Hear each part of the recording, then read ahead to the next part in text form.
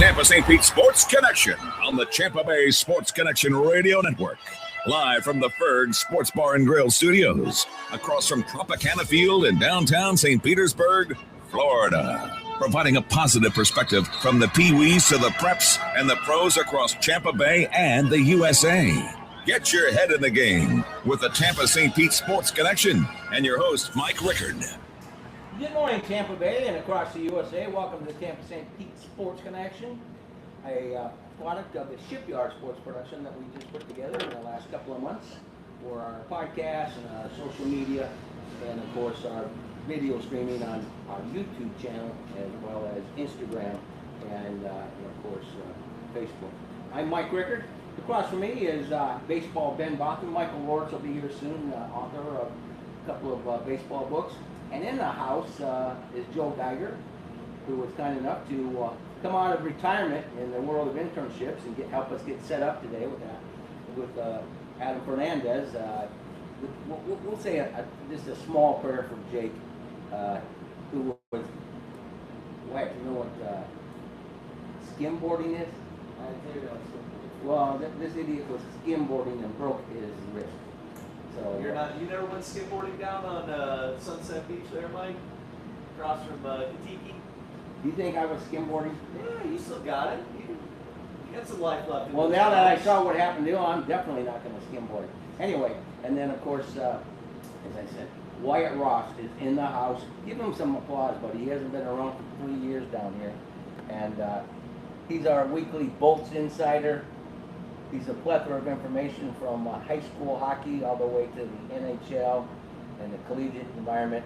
Speaking of college, he's going to the Orangemen. He's heading up to Syracuse University. He's probably wearing Syracuse lacrosse if you're watching us on YouTube. And we're pleased. We got the entire gang, the Ross family down here to watch his debut on this show. And we'll keep you as long as you want, my man. Sounds good. I'm excited to get into it. We got a great job. Great show, and we're going to bring Randy Grimes into the conversation. Randy Grimes is an incredible story. Barry Smith just left here. Barry Smith has been on the show. He'll be on next week. He was the #1 draft pick by the Green Bay Packers, and then came down to the Tampa Bay Bucks during their expansion of the franchise in 1976. They're good buddies. But Randy was the center from 1982 to 1993 for the Tampa Bay Buccaneers, and he had 18 different quarterbacks in that era. That was a solidarity of that squad. But he went to Baylor, just a heck of a great guy. Fell in some hard times, and got himself off the mat and wrote a book, Off Center, and it's a superb book about recovery and turning your life around. And that's what Randy Grimes has done. He does a superb job. Speaks all over the country. But he's going to come on, and the question we're going to ask him is, in 1982, what was summer camp like relative to these guys today? Barry Smith just left here. He said, I can go to any practice I want, given that I was with the Bucs. He's 74 now. He said, I refuse to go over and watch these, fill in the blank, any more millionaires walk around, push each other on the shoulder pads, and he said, one practice a day like that, he said, I can't do it anymore. Now that's an old dude looking back, and so we'll get some good conversation on him next week. We also have a cat, Stacy Simmons. I didn't know anything about him. He's from Dunedin. He was a standout at the University of Florida in football and track. He was drafted 84th by the Indianapolis Colts back in, had to have been about 1993. Do a little Google search on it before we have him on about noon. But he also was part of the Tampa Bay Storm when they won the championship. And Ben, our own Billy McGee, was the general manager. He knew Stacy, and Mark Ferguson knew him. But he's out there working it right now and having a conversation with high school kids and coaches. And we're going to bring him into our mix. Stacy Simmons. Anytime I bring his name up, people say, oh yeah, guys, he was an incredible athlete. So we're going to have him on, and then we're going to talk a little Pee-wee football. You've met Teddy Bruschi. Oh, yeah. Well, he's coaching on the south side and giving back with a couple of guys, Alex Perez. And we're going to have them come in and talk about that. 6 and under. They're crazy around here about football. Yeah. Coaching 6 and under in pads. Wonder what kind of offense they're running. Well, we're gonna Wildcat offense. we're gonna ask them. Yeah. Yeah, we'll ask them when he gets there. We're brought to you by Coca-Cola Body Armor, one of our great sponsors for all things high school. Talking to Bobby Putnam right now, primetime preps. You're going to see a lot more coverage in 2026 from a high school perspective, utilizing our YouTube channel and all the professionals we have, and be going out to games. Brad Richardson be one of them, and looking forward to that. But we're also brought to you by Monster.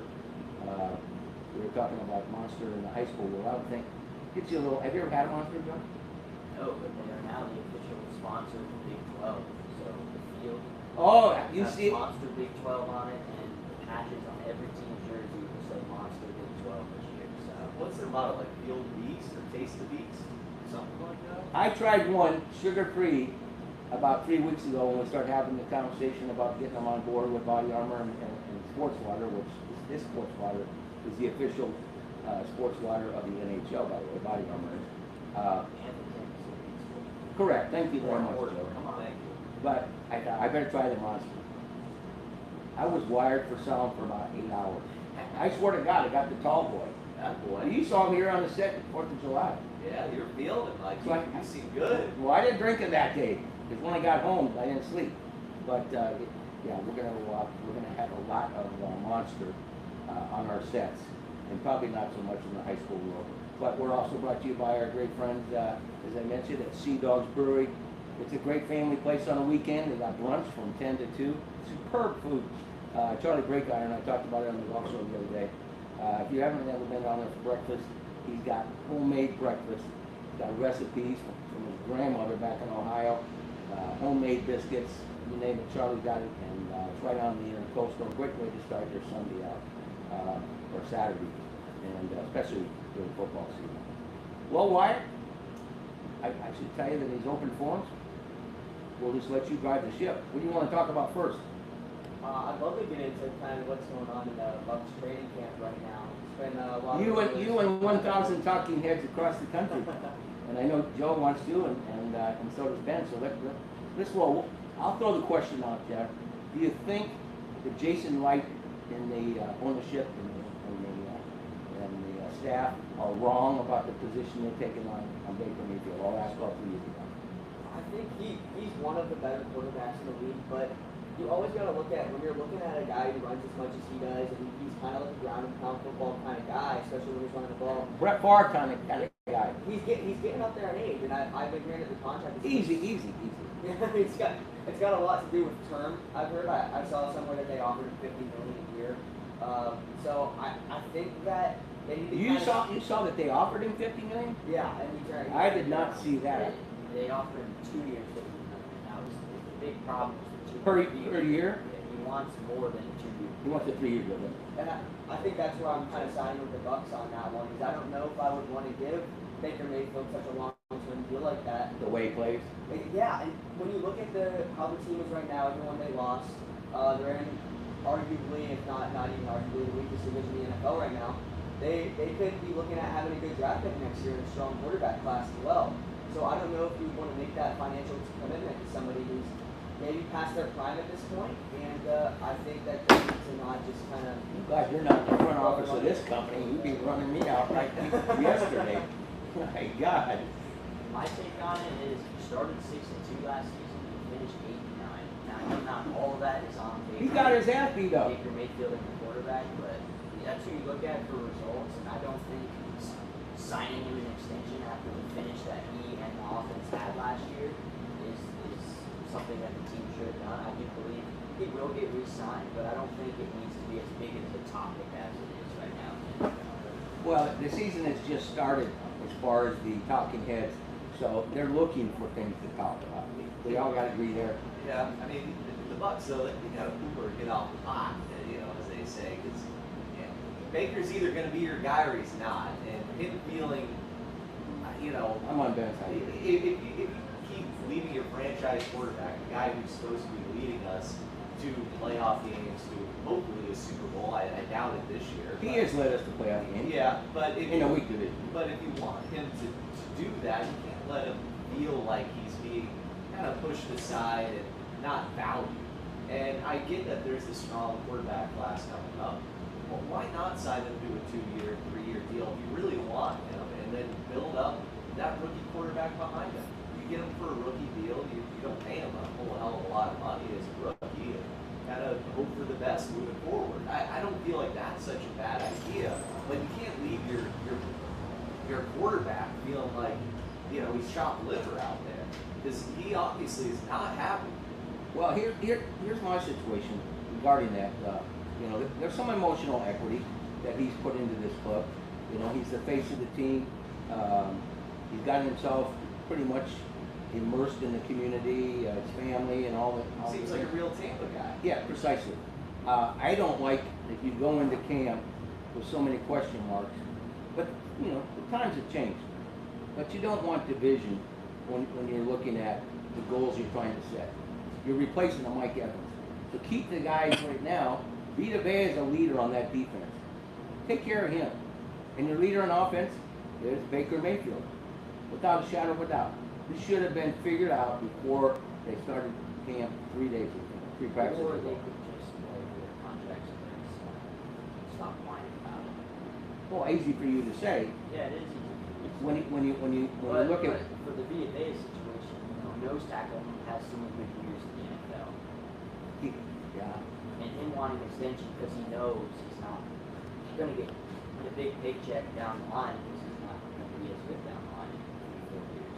and you know what? We want to hammer these guys, but you know behind the scenes, it's their agents that are providing them with the information. Well, when you give a press conference and you straight up say that you feel disrespected and you think it's a load of crap, that ain't just the agent. Now you're making. Well, no, I'm saying he's like- getting the information from, Well- and that stew gets the pot stirred. Sure, but you're making millions of dollars. I'll never understand how a player can be unhappy making a couple $1 million at their position. Man, it's all relative to Well, the no, marketplace. but it's not relative. It's real life. You know, That's my point. We got school teachers. We got people like working, and they're making nothing. And this guy's making a couple $1 million, and he's whining like a little baby. I'm sorry you can't buy another Ferrari this year, pal. Whoops. You know. That's like, in every sport. well, it doesn't matter. There's a million guys at the minor league level in terms of baseball, and then at the college level for football that would die for these spots. That would fight for it. There's no doubt about it. And that's my thing, is that I don't think that the talent gap is that huge that you can't go out and find somebody who's been overlooked. I know it's different for football than it is for baseball, but Considerably. it just drives me nuts. These guys complaining about, oh, I'm only getting. Well, 50 if we all points. felt, we all based our opinion on that, which I could easily do all the quick. Barry Smith, as I mentioned, just told me, he said, I'm not even going over to the practices, watching these millionaires.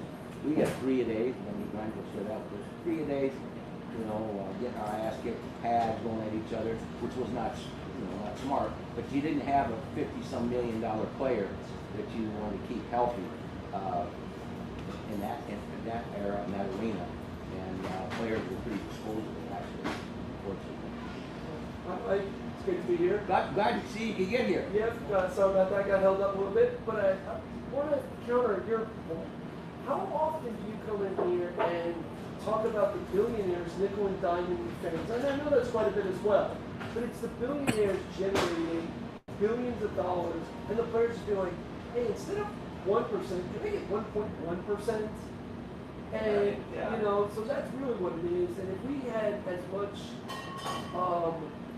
animosity towards the billionaire owners as we have towards players. Well, don't worry, he has. Oh, I know. I got animosity across the board. We've got a lot of animosity towards, but I feel like the fans, instead of just being like, oh, that those players complaining, the billionaires are the ones with the, making so much money, putting salary caps on what the players can make, and it's not a free market.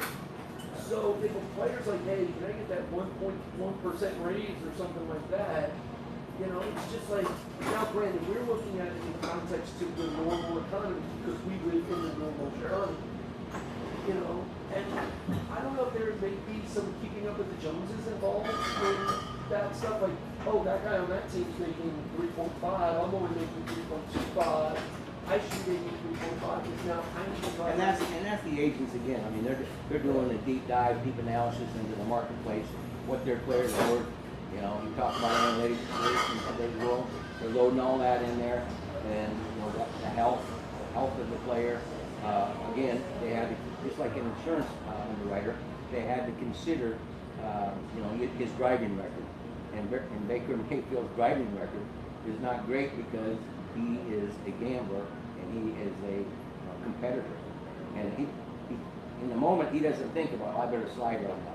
No, he says, I need that first down and sustain this drive and get us to the playoffs. And I do have something that I want to add here. And I think this is a fact that's often overlooked. I'm a hockey guy, so I'm going to bring up a hockey example as well as a football example here. You can bring any example you want, So, except for ping pong. Like you look at two of the greatest players in their sports, just based off of their hardware, everything they've won. You look at a guy like Tom Brady and Sidney Crosby. Two things really stick out to them. Not only that they're great leaders, but they're also guys who aren't taking mass contracts because their teams are able to play other players and build up a good team around them. Sidney Crosby's been which is a great leader doing that. Sidney Crosby's making $8.7 million his entire career, while guys are getting paid $18 million. Tom Brady was known to take pay cuts so that teams can get loaded up around him. And I don't know why we don't see more of that in today's league. I mean, you got someone like, as much as I respect Baker Mayfield as a player, I don't understand why you have to bring up all this drama in training camp about getting paid more money. You're distracting the team from trying to get ready for the season, which is right around the corner. I mean, our first preseason game is Thursday, the Hall of Fame game. Unbelievable. And I don't understand why there's not more players out there willing to take kind of those salary cuts if they want to go win a championship. It kind of speaks to the I care more about myself than the team when you're kind of doing stuff like that. And that's no disrespect to the players. It's just a simple matter of fact. Would you rather kind of throw everybody else under the bus and take this max contract, or do you want to go out there and win football games? I think that's what it comes down to. And it definitely hurts the lesser known guys. Like you got guys who are making league minimum, and you're over here complaining about an extra, $10 million, $20 million. Like if I'm that guy, I'm like, screw him. I'm out here every day just like you. Absolutely. I'm working my ass off. I wouldn't be happy. And Randy's I know just at the college level. Traffic. When we had Okay. guys who were on scholarship and they're complaining about playing time, and I'm like, dude, I'm getting a 50% scholarship and you're complaining about that. It doesn't make sense to me. It looks selfish and it looks like a guy that I don't want on my team. I don't want that guy to You be don't my want Baker captain. Mayfield? Well, no, I'm saying, like, if I'm on that team, I'm a player, and I'm making league minimum, am I supposed to be captain? My quarterback who's supposed to lead the whole team is complaining about $10 million extra, $20 million extra, and I'm getting league minimum. Well, for these busting guys, my these butt guys are here. pros. They understand the parameters of. There's of- animosity. There's animosity in that locker room, without a doubt. There's no way there isn't. I would say that there's more animosity with the Baker Mayfield situation than the Via situation. Yeah. Oh, easily. When he said, Come- once yeah, the it- game starts, I'm going to be quiet. We're going to go play football. Because the press conference absolutely unloads on the front office. Good point. Very good point. I wonder what some of the stars, though. I mean, like LeBron only took a $4 million contract to sign with Yeah. 76. I was going to go there, but I didn't want to piss off Ben. But LeBron has probably $100 million in endorsements a year. He doesn't need the basketball money. Is almost like side hustle money for him. Baker Mayfield might not have those kind of endorsements, and that probably falls on his agent to get those kind of endorsements. Or somebody else might not. Your mid-tier players don't get those. He's got generational cash right now. For your team. But I mean, he could go do a car dealership ad and make a lot of 100%. money. He did have that good, I was going to say, progressive, wasn't it? Yeah. I don't know, had a good little run going. for a It's- while. Yeah, you can. and that's when he wasn't even with the Bucks. Yeah, that's when He he was was with on the Browns. with the Browns, and they Living in the sucked. stadium. Who even watches the Browns? Yeah, but he did a good job in those commercials. Yeah, they were great. Yeah. So get yourself in commercials and start making a few million extra, and then you can take a little bit of a pay cut because you're not relying on the football money. Well, as usual, I've already started the show with a huge hiccup, but Adam's attesting that, and whatever, and so was Joe. Randy Grimes, it was 12 o'clock Eastern Standard Time, instead of 11 Eastern Standard Time. And I said, where you at, dude? Forget the time zone? I did. You're still on Central Time, right? Yeah, exactly. Thank you very much. Been here 11 years. I'm still on Central Standard I don't think I've ever been on Central Time. What's that like, right? I tell you, when I went home this year a couple times, it's unusual. You know what's great about it? And my son lives in Denver. Watching sports in the Mountain Time Zone. You're watching the late game and you're going to bed at 10 o'clock, 10:30. It's freaking great. Except for on Sundays and Saturdays, you got to get up at 10 to watch kickoff. Yeah, but then what about games like an All-Star game or a World Series? Like they're starting at 5 o'clock, right? Oh yeah. Happy hour. Yeah, oh, I guess LA. so. I guess so. Yeah, West Coast. Yeah. All right, we're brought to you, like I said, by Coca-Cola Body Armor, and then on the adult side of things, Ice Pick Vodka, 12 flavors, thanks to Adam Fernandez bailed me out during the golf show. I couldn't remember. Well, I memorized the different flavors. You got them all He down? pulled it right up for me like I had my own teleprompter. All right, it's pop quiz, Mike. Name the 12 flavors. Adam? No. Blueberry's one. Oh, I do like blueberry. Yeah, blueberry. The schnozberries. Two more. Schnozberries. Yeah, That was no. that was good. Willy Wonka and the Chocolate Factory. Veronica Van Plump or whatever her name How do is. you remember that kind of stuff? What do you mean? He's old as hell. I'm a movie buff. We should have a movie show. Yeah, Wyatt, what are you, yeah. 17 now? 17. Do you even remember Right it? over my head. You don't know Willy Wonka? I mean, I know Willy Wonka. I don't know about. Oh, Did you say my. Blue Schnoz? See, the what- schnozberries taste like What did I tell you, Wyatt? Pull You up the don't- clip. I Yeah, could create. pull it up. Get it up. I could create a script, and it's gonna go sideways. But Willy Wonka. That's a great reference, Mike. Yes, Are it you is. kidding me? Yeah, I dug it. You know. Oh my God. The entire panel. You guys are okay. But so have you seen the Johnny Depp Willy Wonka or I did. the old one? I've only seen the Johnny Depp. Oh, you're missing out, man. You're missing out on the psychedelic. I'm so proud of you, program. Wyatt. So yeah, the old one is much more chemically enhanced. Not effects anything. It's not. Oh, there it is. Look, there it is. And they're licking the wall, and the schnozberries taste like schnozberries. There it is. Oh my Never heard of a God. I'm snowsberry. glad I can understand the references. I can't believe that I screwed up Randy Grimes in this segment, and now we went all the way to. But I'll tell Willy you what, Wonka. the squirrel segment in the Johnny Depp. Okay, I'm gonna mute your mic. Keep talking. It's not in that movie. We're There's getting. no scroll segment in that. No squirrel No, segment. goose. They got the geese. Yes, Yeah, but they no, want it's the All right, squirrels. all right. What is your favorite movie? Playtime's over, guys. No, what's your favorite movie? Yeah, what's your favorite movie, Mike? The Godfather. Oh, of course. And if you don't Dude. not talk about movie, he's gonna whack you. Yeah, I'm gonna whack him. Odyssey yet? What's that? The Odyssey. You guys got a chance to see Oh that yeah, one yet? quality film, very long. Could have been a little bit shorter, but beautifully shot. I heard you gotta see it on like the IMAX. That's the only place you can watch it. I thought it was incredible. I thought it was good. Yeah, it was very good. You know, not a bad movie, just long. You know, Mike would probably have to do a bathroom break, but. You know what? I'm just gonna walk away, and you guys are on your own. So, Willy Wonka, movie reviews, I might my as well- bladder. Anyway, You know, look at right here. I'm in an independent horror movie that is being shown August 19th. mine as well. Everybody else is going off. August 19th at Sunray Cinema. I am in an independent horror movie called Beast Mode. So 7:15, August 19th. It's a Wednesday. Come on out to Sunray Cinema. Hang out with me. And it does have some sports, because it's a wrestling movie.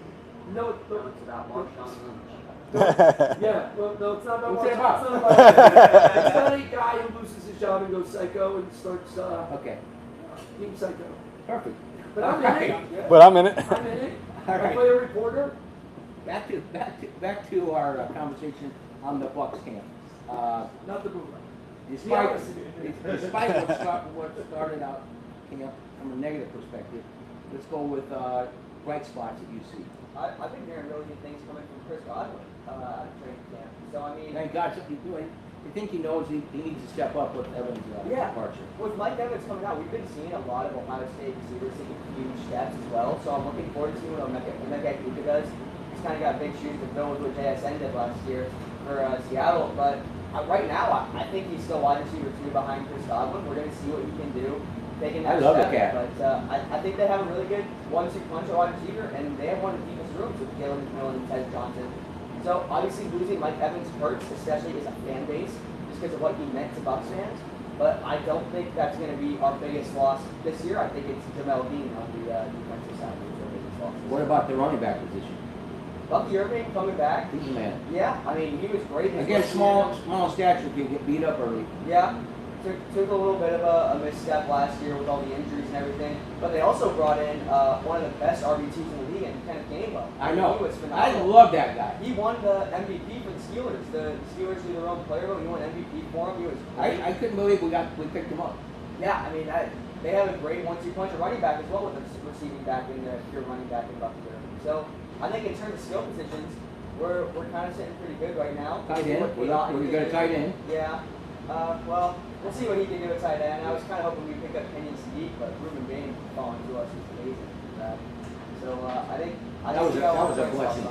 Yeah, for sure. And I think with our run back, when Bucky Irving has a second guy, that can kind of help with Bucky Irving's action there. Good point. Good point. It was like the year both Bucky Irving and Rashad Lett was healthy, we actually had That was a great 1-2 punch. Yeah, it was very nice to see. And we won 10 games. And the offensive line, Tristan Wirfs is healthy. Going on, so. Yeah, and across the board, it looks like that's been improved, and you got Baker Mayfield won't get beat up, I believe. But the offensive line seems every year to be one an injury happens right away. Yeah, and it's the most difficult position, really. Yeah. You've got to protect the quarterback. If you watch that Netflix documentary on Baker Mayfield, dashed all last year, the shit in the O-line did not help.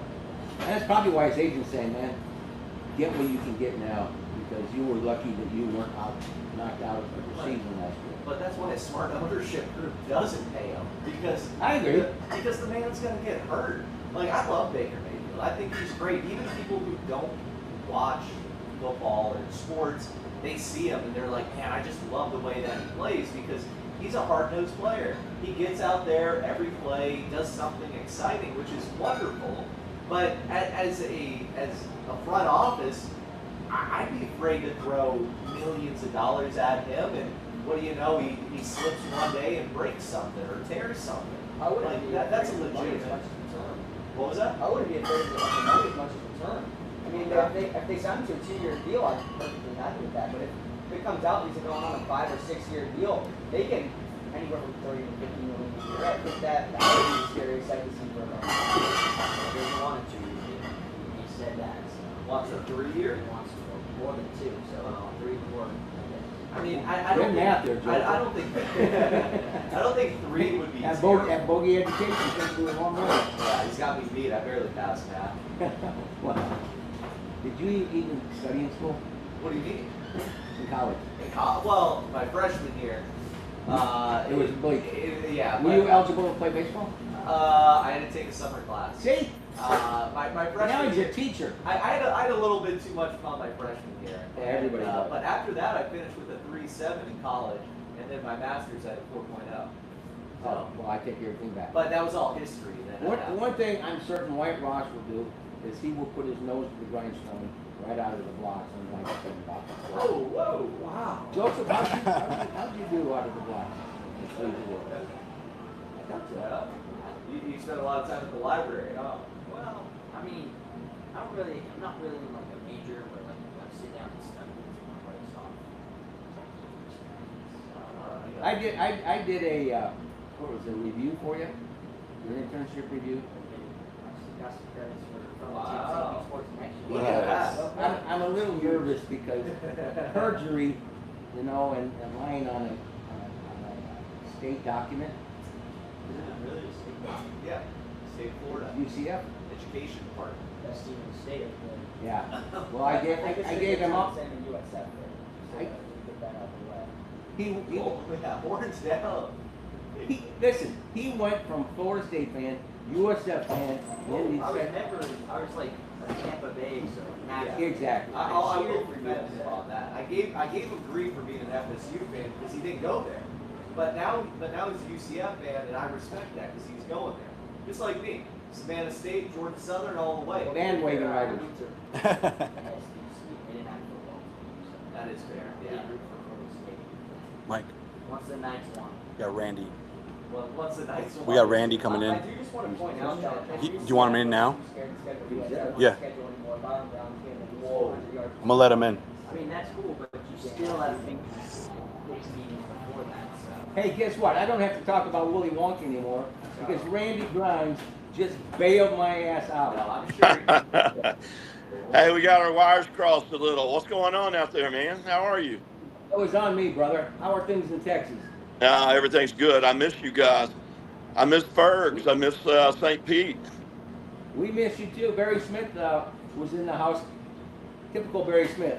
Nice. Calls Ferg, needs a donation for a golf tournament today. Flies in here, gets a couple bottles of booze and some free tickets to the Wow. to the Rays. I told him we're talking to Randy. He said tell you hello, and that he loved you. And then he proceeded to. I said, yeah, we're going to talk to Randy about summer camp back, in his days, in the 80s and early 90s. And he went off. He said, I refuse to go over there and watch these millionaires, playing. He said ballerinas, tap dancing around each other. He just went on a tangent, right? Yeah, Right here that's behind pretty much how it is nowadays. Prima donnas. So describe, as a rookie coming out of Baylor, highly touted, and Baylor probably had better facilities than the Bucks, according to all the stories I've gotten over the years. Especially last year when we were doing the 50th, talking to all the greats, and picked all the stories about the conditions when we were flying, 3 days, salt pills, basically drinking out of the hose. Give your description of what it was like back there. Yeah, that's pretty much like it was. And coming out of Waco, Texas, it's pretty hot in Waco too. And Coach Taft at Baylor, we had some pretty rough 2-a-days too before the season started. But coming out to Tampa and I don't know if you remember the Hall of Fame, the Hall of Shame hotel that was next door to our facility. That's where we stayed, and we ate all our meals there. It was typical NFL training camp until Coach Perkins got there, and that's when the 3-a-days started. We moved to Tampa University, and we didn't even have time for our shorts and t-shirts and socks and all that to dry because we were working out 3 times a day, and they weren't going to give us 3 pairs of everything, Oh, and Ray Perkins was a disciple of Bear Bryant, and yeah, that old junction boy mentality, Exactly, which is brutal. I can't believe there weren't. I mean this in all seriousness. I can't believe that there weren't more deaths in college and pro camps in the summer back in the day. Oh man, I know, because coaches they used to coach with that philosophy that if you don't practice hard, you're not going to play hard, and it was just the opposite. We needed a little left in the tank to start the season with, and we never had that. And guys just beat the hell out of each other for 4 weeks, 5 weeks, however long camp was going to go. And I never understood that mentality, because you had some of your best players that were getting hurt in training camp. Yeah, Barry, like I said, several guys have shared stories. They were beat up. Your depth chart essentially was screwed thanks to practice. During the season as well, you guys had pads and went at each other. Oh, yeah. Yeah, we would. We had Tuesdays off, but we would start Wednesday morning, and we were getting after it. And that was all season long, regardless of what our record was. We were doing live goal line, live 7-on-7, live team drills. And people were falling out. People were getting hurt. But that was the mentality back then. That was the 80s and early 90s. And, caveman mentality. Yeah, that's right. That's probably why I had 5 different head coaches and 6 different offensive line coaches in 10 years. Well, I was telling the guys, giving them a little bio as we opened the show. How many, as you like to say, how many sets of hands were on your fanny or whatever you want to describe it? The number of years when you were the only center for the Buccaneers. Yeah, I think I tried to count one time, but I'm sure I forgot about a bunch of them. But it started off with Jack Thompson, the throwing Samoan, and then golly, Who was your favorite quarterback? well, Vinny and DeBerg were my favorites, and I was Steve going Young. to say Steve DeBerg. I talked to Steve a couple weeks ago. So Steve Young he was fun too because he was a playmaker. But he wasn't there very long, was He was there a year. he? Jeez. The Bucks ran through, Doug Williams. I mean, they had Hall of Fame quarterbacks come through that system and didn't keep them there. Yeah, that was Culverhouse's ego, though. That's where all our problems started too. Well, they started and finished. And was he the owner the entire time that you were Yes. with the Bucks? Yes. Good. And Good he for you, stayed. huh? He took a step back, and his daughter came in and ran it for a while, Gay, and she did a good job. But he was always in the background. We're talking to Randy Grimes, the former standout for the Tampa Bay Buccaneers. Was the only center in the majority of the 80s and early 90s, and came from Baylor. Just a superb man.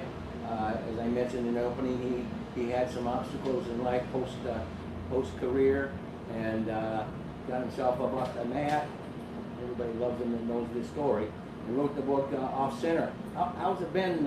You've been out on the conversation and speaking tour and book signing tour? Yeah, well, I'm not book signing, but I have been doing a lot of speaking. Been doing some interventions lately, so I'm as busy as I want to, Rick. How's your lovely bride? She's great. She's great. She just made me a great breakfast, so it was awesome. I bet she misses the fun and sun on the sand down there on, what were you guys on what league were you on? Galveston. Oh, yeah, Galveston. Hey, no, but yeah, she misses Florida, but she loves being. We're only about a half mile from our grandkids, so she loves that. Speaking of grandkids, didn't you have one that was following in your footsteps from a position perspective? Was playing. Yeah, he signed with McNeese. As a matter of fact, yesterday was the first full pads practice they had. So I'm interested in hearing how that went and how today's practice goes. You give him the old grandpa's back in the day speeches? He doesn't listen to me. He doesn't think I know a thing. Well, he's got your genetics. He's a tough little bastard, I'm He sure. is. I'm really proud of him. He's going to be a great center for somebody. And he was just like me, a little undersized, but meaner than hell, and just tough as a boot. Hey, I'm going to ask you this question because we've been having a kind of a roundtable here about the situation with your Buccaneers in camp right now with Vita Vea and of course Baker Mayfield. Now, back in your day, of course, the differences in the salary were astronomical. However, quarterbacks got paid more than centers. Was there, in skill position, even if it was a minimum amount of money relative to today's marketplace, was there animosity in the locker room for Vinny Testaverde, Steve Young making more bank than the guys in the trenches? No, not really. I mean, you know what you're signing up for when you come in. And you know there's going to be those differences there. And, Vinny was a Heisman Trophy winner and had a great career. He was first pick of the draft. Excuse me. Steve Young the same way, So it was all relevant, Well, in today's world, I mean, the dollar amounts are enormous, and the potential for animosity does exist, but it's reality, and you just have to deal with it and hope that you can get to the top of your position and be the highest paid position you play. Yeah, and it's hard for me to understand what Baker's going through. 50 million is a lot. But I also understand that you got to get it while you can, and the Bucks probably need to shore that up. Well, what we're talking about is the way he plays. And let me ask you that. Steve Young was a runner. The coaches frowned upon the quarterback even back in that day for being, a little more cautious than they need to be, not sliding when they need to, or sliding didn't probably exist back then. No. Baker is obviously, put his nose down, tough cat. Oklahoma, Texas Tech, that kind of guy. Well, and DeBerg was a lot like that. He was a played guy. 16 years in the league. He played 16 years in the league. Well, and look at Testaverde. He played, 18, 19? I can't even. That guy was playing forever. But even Steve Young, and these are guys that try to make plays, and they're willing to do whatever they have to make a play. And what I like about Baker is that he kind of plays with a chip on his shoulder, and always has, and I like that. Well, I'm an old Green Bay Packer fan, and he reminds me a lot of Brett Favre. Yeah. Maybe not the wisest decisions when it comes to preventing injuries, but he's not thinking in that moment. He's thinking, Yeah, well, they're both probably the same speed, Yeah, that's just the way their motors run. Actually, anybody got a question for the great one here? I do have a question. It's kind of similar to what Mr. Mike was asking. But in training camp, when you have the players that are holding out for contracts like that, not just if they're making more money. I don't know how much it was happening until like present day NFL, but if you had a guy holding out for a contract, does the locker room kind of get feisty? Does it impact training camp at all, or do you kind of just put your nose down and work? Well, it depends on what position it is and what you're lacking during practice.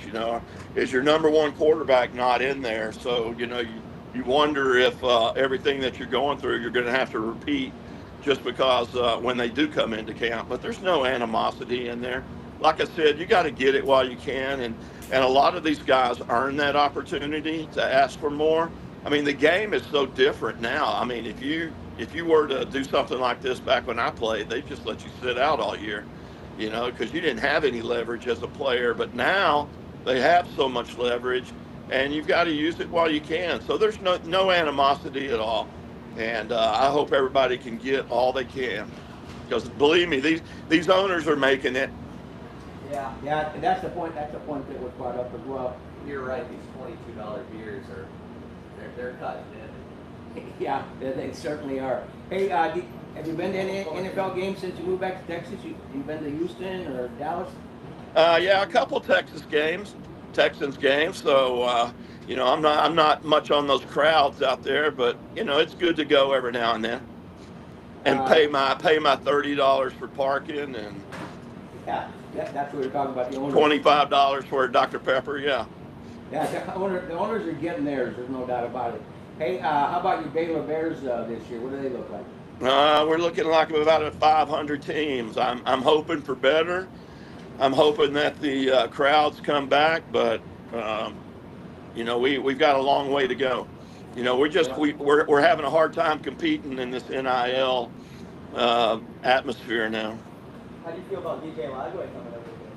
Oh, I'm excited about that. I want to see what's going to happen there. I think he gets a fresh start there because he has the talent. Well, and back in the day, your day, Mike Singletary was on those teams. I mean, you had Texas money and Texas support, but now it's gone way beyond that. And people don't realize that Baylor's not that big a school. No.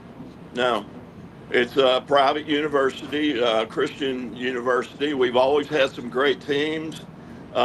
We've played competitively, not only in football, but of course basketball and girls basketball, baseball, all that. So, but it's a new era now, and it's who's got the fattest checkbook.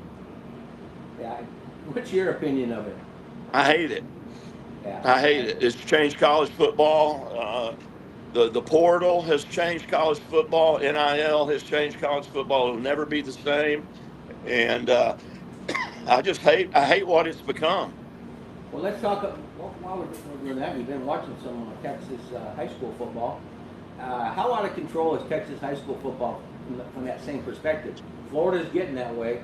I know that there's one club down in Dade County, and Clearwater Central Catholic played them, and they had I think it was 11 guys 2 years ago that were making 35 to 40 grand as high school seniors. I believe it. And you know what? I've got I won't mention any names, but my grandson, his best friend, he's a junior. My grandson was a senior, but he committed to Texas. But then he changed. He just decommitted recently because he realized that he could get more money at SMU. So he committed to SMU. So you know, it's that's what Texas high school football is now. Kids are getting paid, and you know, even my granddaughters, they're a sophomore and one's going to be a freshman.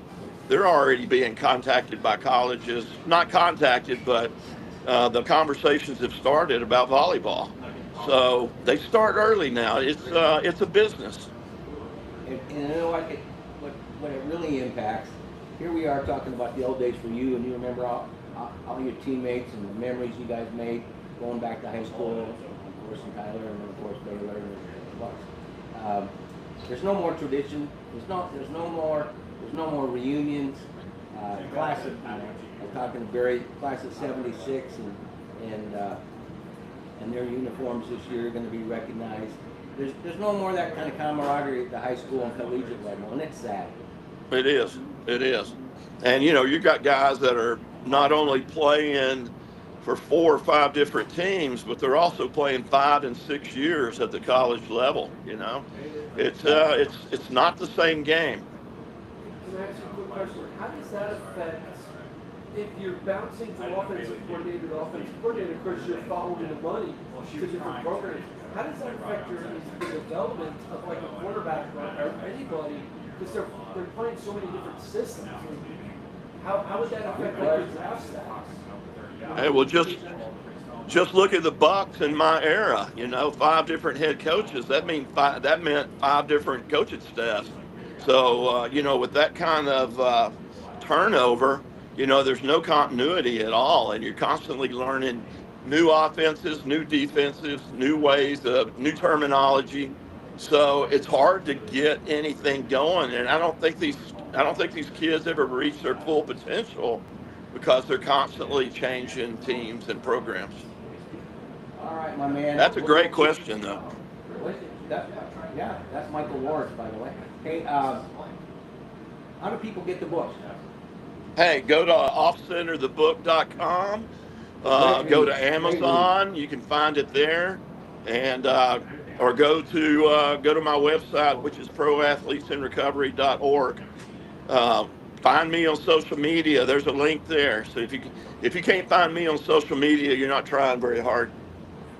No, you know what? And I followed your lead when I first met you. You said, Mikey, social media is the poor man's marketing. That's right. And I said, and it still is. Yes, it is, without a shadow of a doubt. All right, my man, I love you. Hey, I love you too, man. Thanks for the opportunity. Tell your bride I said hello, and we'll talk to you during the season. All right, tell Ferg I said hello. I will do that. All right. All right. You wouldn't recognize the place. Nope. Anyway, Did you say a kid is making $40,000 a year in high school? Sean and I, Madonna, and I trust this guy. He's an expert in NIL out of Orlando. He's been on the show before. Didn't let explode yet. She gave me the information in the school, but it was Sean and I, Madonna. And that's when they had, what's the kid's name that played for Ohio State? Smith, the wide receiver. Jeremiah Smith was Sean and I, Madonna. And that team just destroyed Washington Catholic, who was loaded too. Probably had 18 kids. They were paying 35 G. You know, certain pay for a teacher in the state of Florida is $1.75. Yeah. If they're making $40K. You got eligibility? You got eligibility left? Shoot, Mike. I like that year. Professors. There's no doubt quarterbacks are making money. Oh, no doubt. Are you kidding? Quarterbacks are making millions. Yeah. I don't know professors are making millions unless it's at Harvard or Yale, or maybe Syracuse will leave. So I kind of have a hot take about the transfer portal situation. We want hot takes. Everyone kind of talks about like, man, look at how much money this guy's moving and everything, especially when you look at the quarterbacks.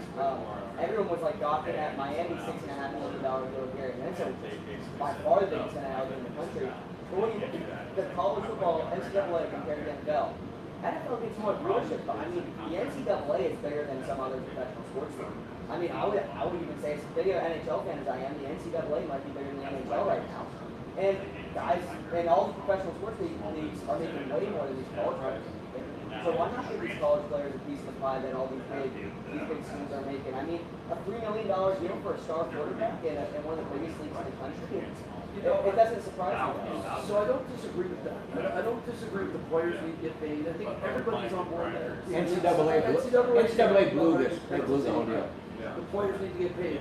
What bothers me though is the facade that it's tied to academics. That it's still tied to It's so far from academics now. Right, but what bothers me is I'm a Florida State alumni. Florida State Alumni Association used to control the local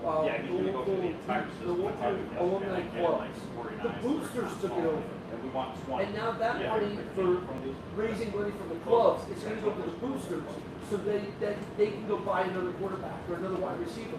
The money is not going to kids in colleges anymore. It's not going to the libraries. It's not going to your average students. It's going directly to programs in an arms race for more money.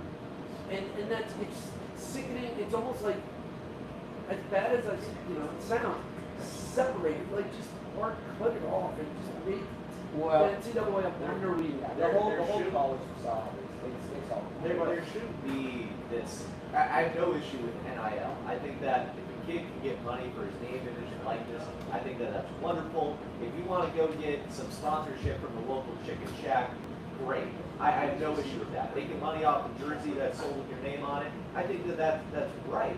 But there's a lot of players in college sports. I think that it should be that they should divvy up evenly the TV deals between all the players to make sure that there's a base salary or a base kind of amount of money that every player across the league is making. I think that it's wrong that a school can say, okay, no, we're going to pay for you to come here. That's a problem. If they say, okay, we're going to pay for your school, no problem. Here's a scholarship. We're going to guarantee you NIL deals with the local car dealership and that, no problem. But That's been going on for years. Yeah, but when booster clubs are coming out and they're paying $1 million for a kid to come there, that's just not right. You're not an amateur anymore at that point. And this is supposed to be amateur sports. It's college level. There's nothing wrong with the kid making money off his name, off his image, off his likeness.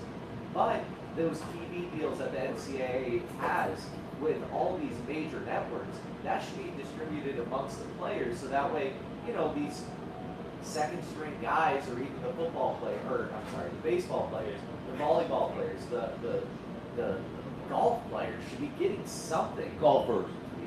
The golfers, excuse me. Come on, you sorry. were right. I was on a tangent.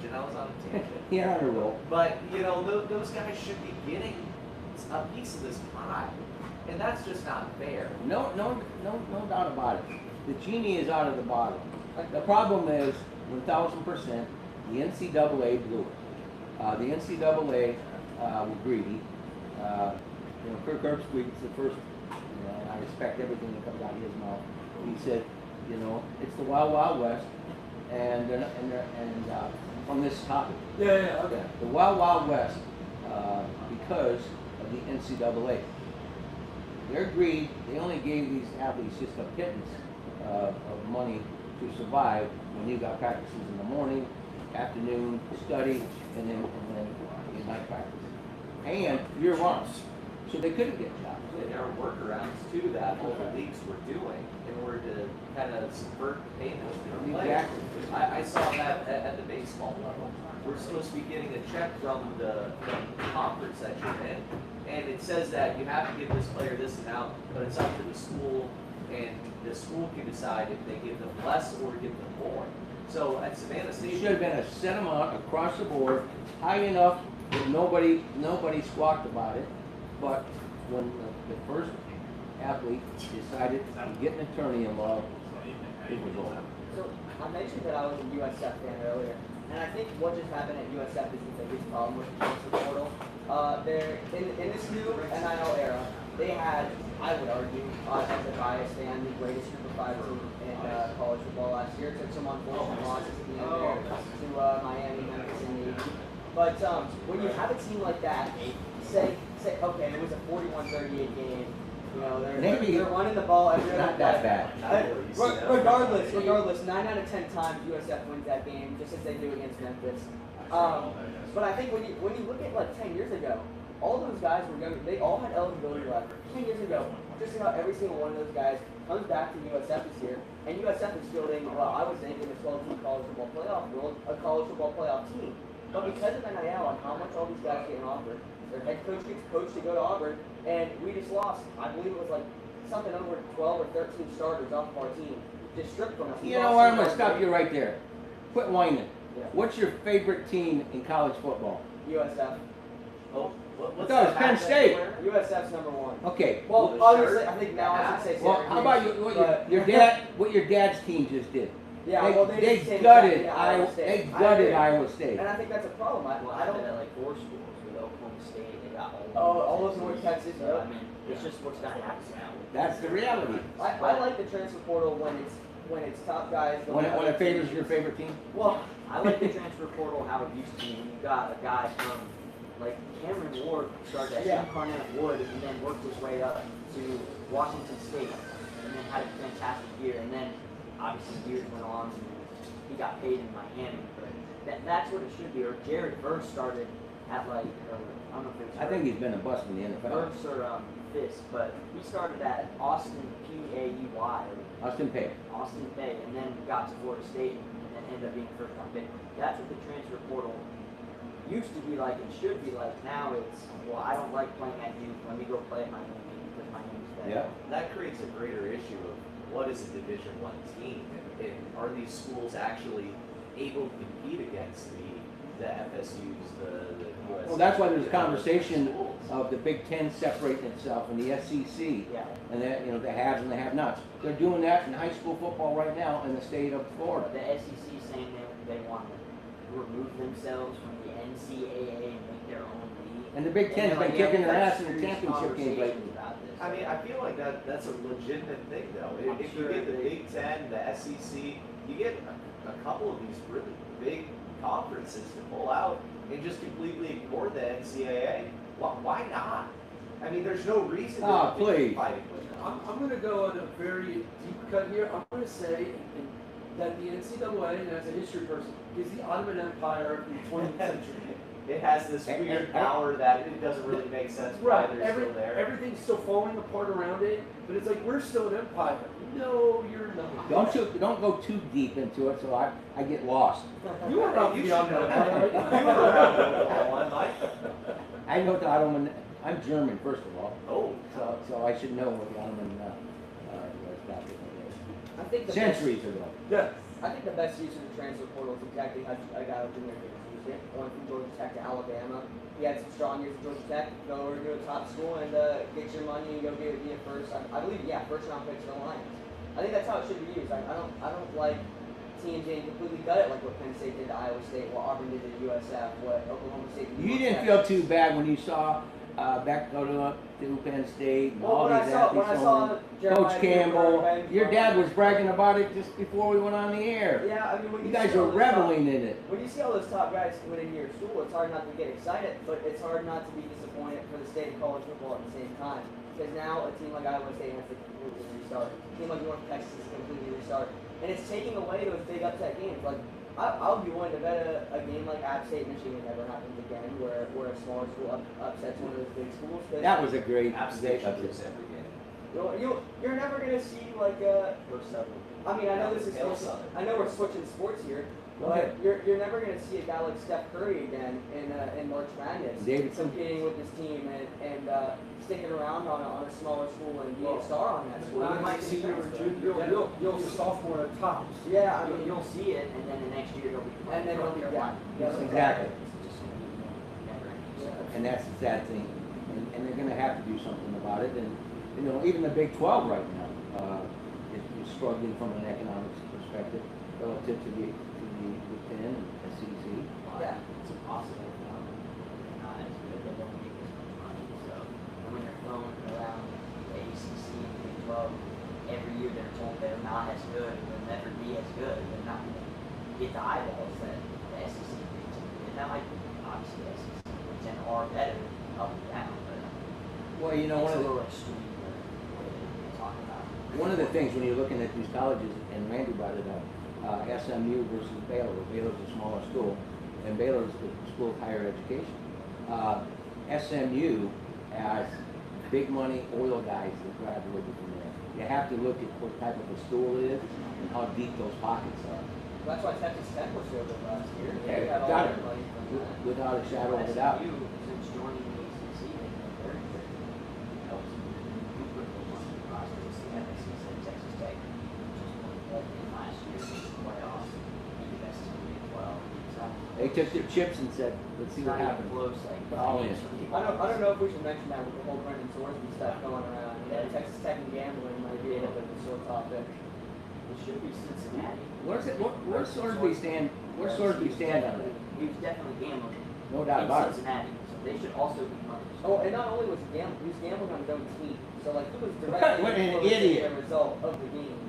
So It's kind of like, and I digress, but it's on the tip of my tongue. The WNBA, did you see a couple of Angel Reese? No, I did not see The, that. No, no, I she was like, I'll give you $400 if we win this game. I did see that. Did you see that? Yeah, I did see that. What idiots!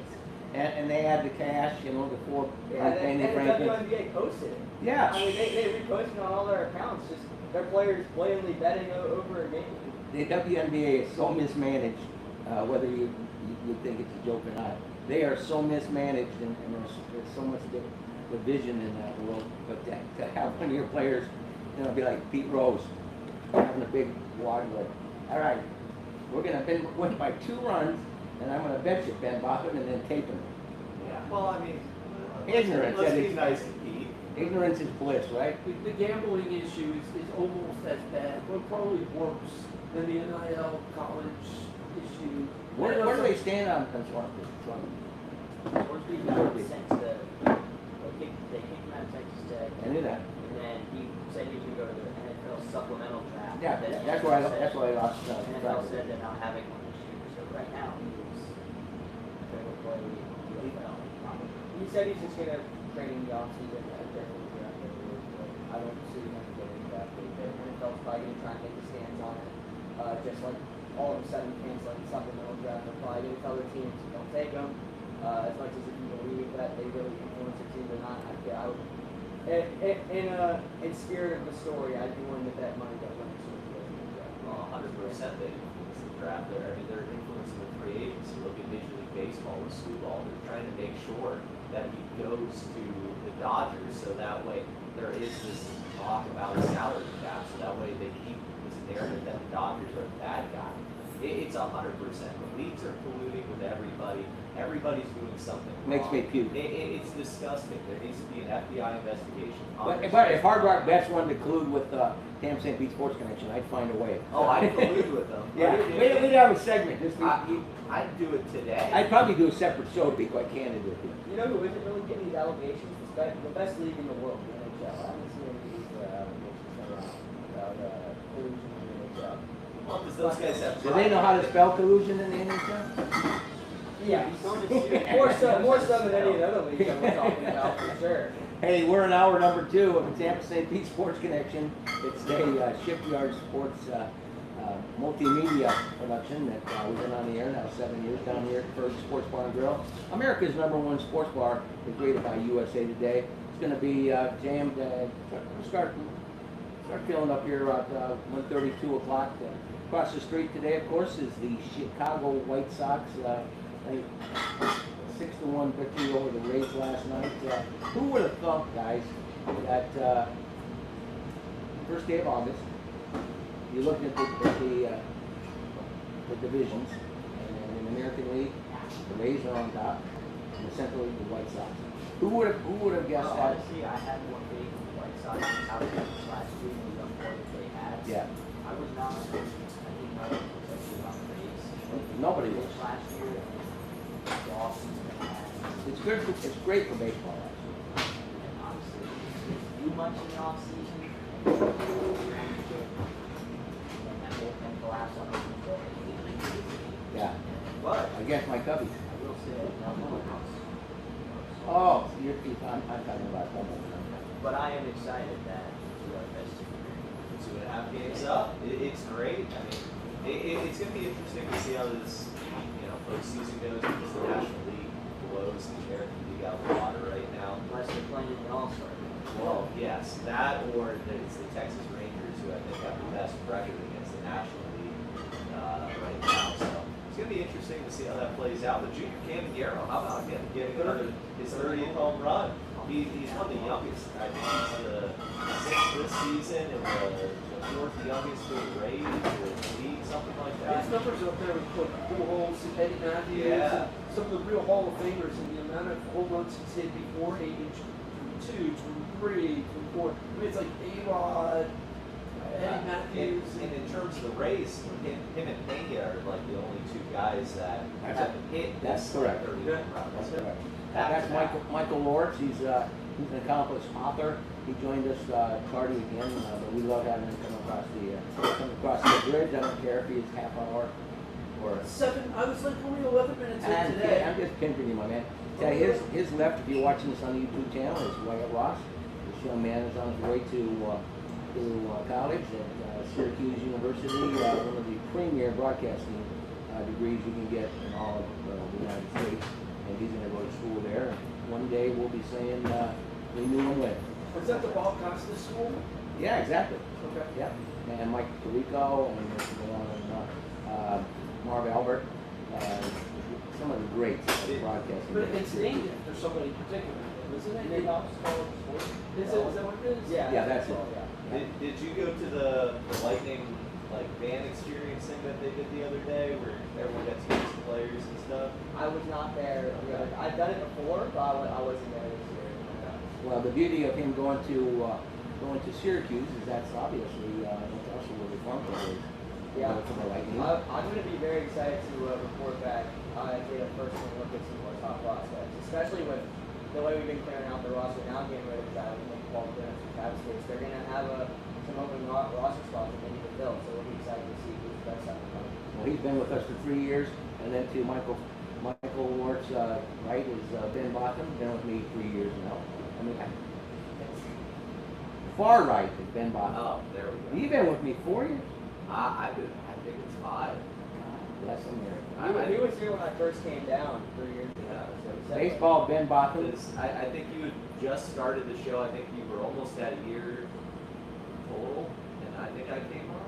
Yeah. And then I actually preceded you that. Yeah, you. Because I was on the show like number 4. Yes, Yeah. you were. And then And then I didn't hear from for like 2 years. and to his left is Joe Geiger, who's been with me since he was a senior at Bogey. That's the Hey, Bogey right now, football. They got a baseball team this year. I'll take one. Hey, I'm on. They had one. They had one when he was there, and Coach Mike Miller was a great guy, and they went some nice. They had JV, and they had a nice program there.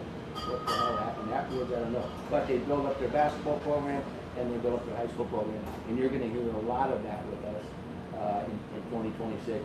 We're brought to you by our good friends at Biden Armor Coca-Cola, as I mentioned, and of course Monster Energy just stepped up to the plate in the process of wrapping up the Marines.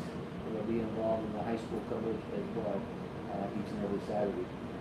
We're waiting for. It's going to be a great conversation. This gentleman, I didn't even know his bio, as I mentioned. We're going to have Stacy Simmons. He's from Dunedin. Went to the University of Florida as a Gator. Stand out in football and track. And then he was drafted by the Colts. Had a minute with the Patriots, the Bucks, and the Raiders, and then in the football with Orlando back in the day. And finished up across the street with the Tampa Bay Storm. You went to those games. Oh yeah. Did you go to any of those games? The store, they were at Amelie or whatever. It was the Tampa Bay Times. Or San Bay Times, yes. I went to a couple of those games. Didn't Derek Brooks something to the football, didn't he? I don't think so. No, because my good friend Billy McGee was the general manager. What was the team that Derek Brooks? He's helping out USF a lot now. Yeah, but Maybe he was up in Jacksonville. I know Jacksonville had a team, so were Orlando, but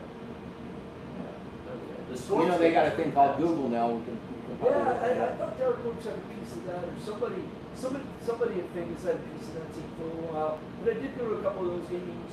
I went to a couple of lingerie football teams as well. That's still going. What? Yeah, remember the lingerie football We're team? from Iowa. We don't have that kind of smut up I'm sure it is. Well, no, because everybody's in a potato sack. there. That's Idaho, you boob. You sound like when I went to Western Kentucky from Iowa. I tell you what, the IQ of Kentuckians was not real high. But anyway, Wow, hot take. well, Is it? it was a fact. I'm sitting across from this guy in the track team, and he said, "Hey man, get out and go so great often." And I look at this dude, I go, "What? Aren't you from Iowa?" I go, "Yeah, we got the muddy Missouri and the Mississippi, but never seen a map. Didn't know how far it was." He said, "Well, I do know one thing: potatoes." I said, "That's Idaho, dude." But You guys got cornfields up there and goats. thank you very much. No, you know what they got? They got football teams who can't get an offense on the field. Don't be talking smack, Penn State. Don't be talking smack. That, you know what? Do we play you guys this year? I don't think so. Because that would have been a good battle. Syracuse is going to be fighting for a Okay. and that's going to be a rough uphill fight. Actually, you know, I didn't want to bring this up. They actually play a team who I think is going to be a sleeper. I think they'll win the ACC. And you guys might think up there. I think Cal will win the ACC this year. Cal Bears? Yes.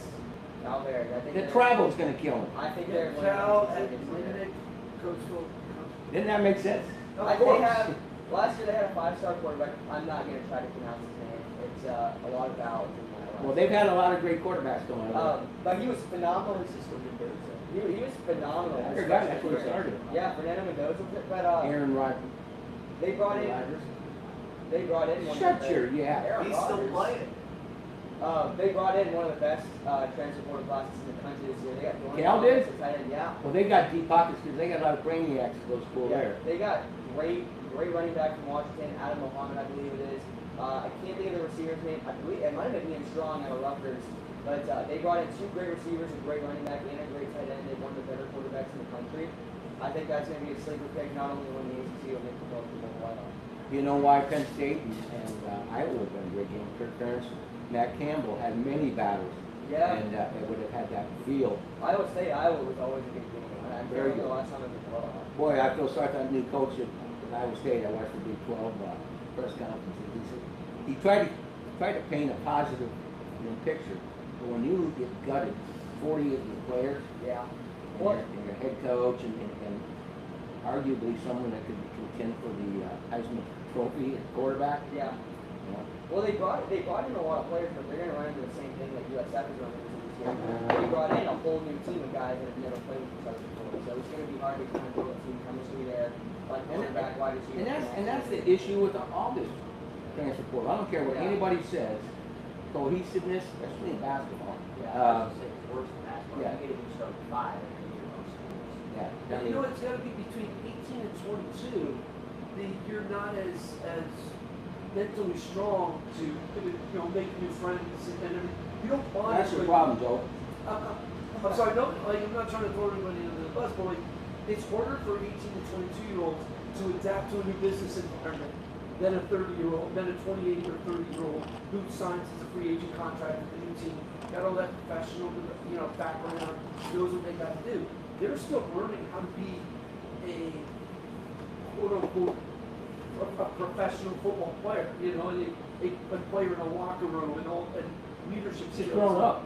And then you're just bouncing from team to team and roster to roster. Oh, now you got to fit in with this program. Now you got to fit in with this. Criteria here is different than the Right. criteria there. Yeah, that's a lot to put on somebody that's 18 to 22. Even when you bring in like 5 or 6 guys in the transfer portal, you're coming into a team that's already built. There's a culture there, and you kind of get welcomed in real quick. But when you have 50 guys all coming in who don't know each other, and maybe played each other in high school, and it's a whole new team. There's no culture, no identity yet. You're gonna have like small groups start to form. It's really hard to kind of make that all into one team in what is 6 Well, months you get And off. then you boosters and the college culture being put on you. Like there's already expectations that hey, we're you know like my son of Florida State. We're Florida State. We play this way. We do these things this way. You better assimilate. And we're giving you $2.5 million. Better not disappoint. Exactly. I mean, that's Well, you know, like exactly the Ohio what it is. States and the Michigans of the world, you know, I'm certain they have that same thing. Their core of guys that listen. Yeah, as much as I Hey, pal, feel I don't care, pal. I've been here since I was a freshman. I paid my dues. Yeah. You know, I made my bones while you were still jumping around all these small schools. I gotta say, as much as that did used to matter, that just doesn't matter anymore. I know it. These kids Loyalty, yeah, these loyalty kids is don't. no loyalty. It doesn't matter to the kids, but it matters to the boosters. It matters to the alumni. It matters to the people that. Well, if it matters so much, they wouldn't be funding it. Yeah, they're paying for it because I've been in those locker rooms. I was there the first year that they started doing the transfer portal, and we brought in a lot of guys. And did it really change the culture? No, because everybody's still trying to win the game. I don't think it's as big a deal as everyone makes it out to be in terms of Cohesiveness. Cohesiveness. Can't believe that I would want up to you on the I know. pronunciation. Thank you, Mike. I appreciate it. But you know, the kids all they just kind of get along now with social media, especially. All these kids know each other. They're all messaging each other. There's no real rivalries anymore, and that sucks for us as the sports fan. That's terrible because you lose this great fight between the conference rivals. But now That is the best part of college football. but Exactly. it doesn't matter anymore. These kids don't care. Because they're going to be gone. They're not going to play. Yeah, they're all buddies. They're like, hey, come to my team, come to this team, do this. And I don't know if that's against the rules or not, but every kid is doing that. Whether it's at the high school level, the college level, or even professional level. Well, if it's It just against doesn't matter. If it's against the rules, they don't edit very well. I mean, on social media, Exactly. they're calling out their Yeah. friends, hey, come on over to our team. The one thing I will say, as much as I At hate the high school level now. yeah, as much as I hate them and I don't want to give them compliments, I think Ohio State has played the transfer portal perfectly at any team. They don't bring in. I would agree. They pick probably 4 or 5 of the best players in the portal, and they fill the gaps that they need filled, and the rest are all freshmen. Jeremiah Smith, he was a true freshman starter. Chris Henry is going to be he's going to be getting game time. They're studs. Freshman. But they pick and choose who they want. Like they brought in Earl Little this year at safety, and they brought in a good tight end. I can't remember his name, but I mean that was about it. They fill their gaps with what they need, and they keep all their freshmen in the rotation. That's exactly what they need to do in transfer portal, and they played it perfectly. I blew this before the season started. Brian Doyle is the philanthropist. Thank you. I see last time you got me. We're even. Okay, so anyway, his son runs the NIL in transfer portal up at Ohio State, and he's got great stories. He's told me he'd come on sometime in the summer. I missed that window, obviously on Saturday now, but he has been with the Ohio State administration for 20 some years and took that on. He said, and his dad said he's never worked so hard in his life. I mean, that's how much is going on. And you got 2 or 3 guys that are helping. Creighton University, I know the head coach stepped down from the assistant, but they had 3 coaches working on NIL as well as the transfer portal. Well, and not only do you have to work on the transfer portal anymore and trying to get guys to come to your school, you got to re-recruit all the guys that are on your school right now. Got to go. Yeah, you're constantly recruiting in college football now. Even once you get a verbal commitment from a high school guy, we've seen guys flip 7 times before they end up. Yeah, getting to that college. verbal means nothing. Yeah, you're constant. It's a 12-month job for every college. I've had a lot of coach. dads that I've known in the past up in the Midwest that reach out to me occasionally. Hey, where's Ben? Congratulations. He got a verbal. I'm like, It don't. so after what? Yeah, It means it's nothing. just a little social media marketing for the kid. Exactly. Hey, I'm going over here, and then Get a people. cool graphic that they can post. It has content. Well, that's a lot of high school kids. They'll take pictures in a Florida State uniform, a USF uniform, a UF uniform, and they post it on their social medias because they did a visit and they let them do a whole photo shoot. And by the end of it, this kid's got 6 different schools that he has pictures in their uniforms of on their social media, and then all of a sudden he ends up going to somewhere else. And the worst thing about that is the just overly insane, passionate fan gets mad at him. Yeah. Because you were here, now you're wearing this jersey. I thought you were coming to my school. Well, you're going to have a lot of up and downs if you live and die by that. And as if a you, fan. but if you're the athlete, you're gonna be like block, block, block, block, block. You know, and that's just unfortunate because so many fans get too passionate about those things, and they get so riled up because they saw that one prospect or one recruit wearing the jersey. Well, I think you should. I mean, your word is it means It's something. nothing It's nothing. anymore.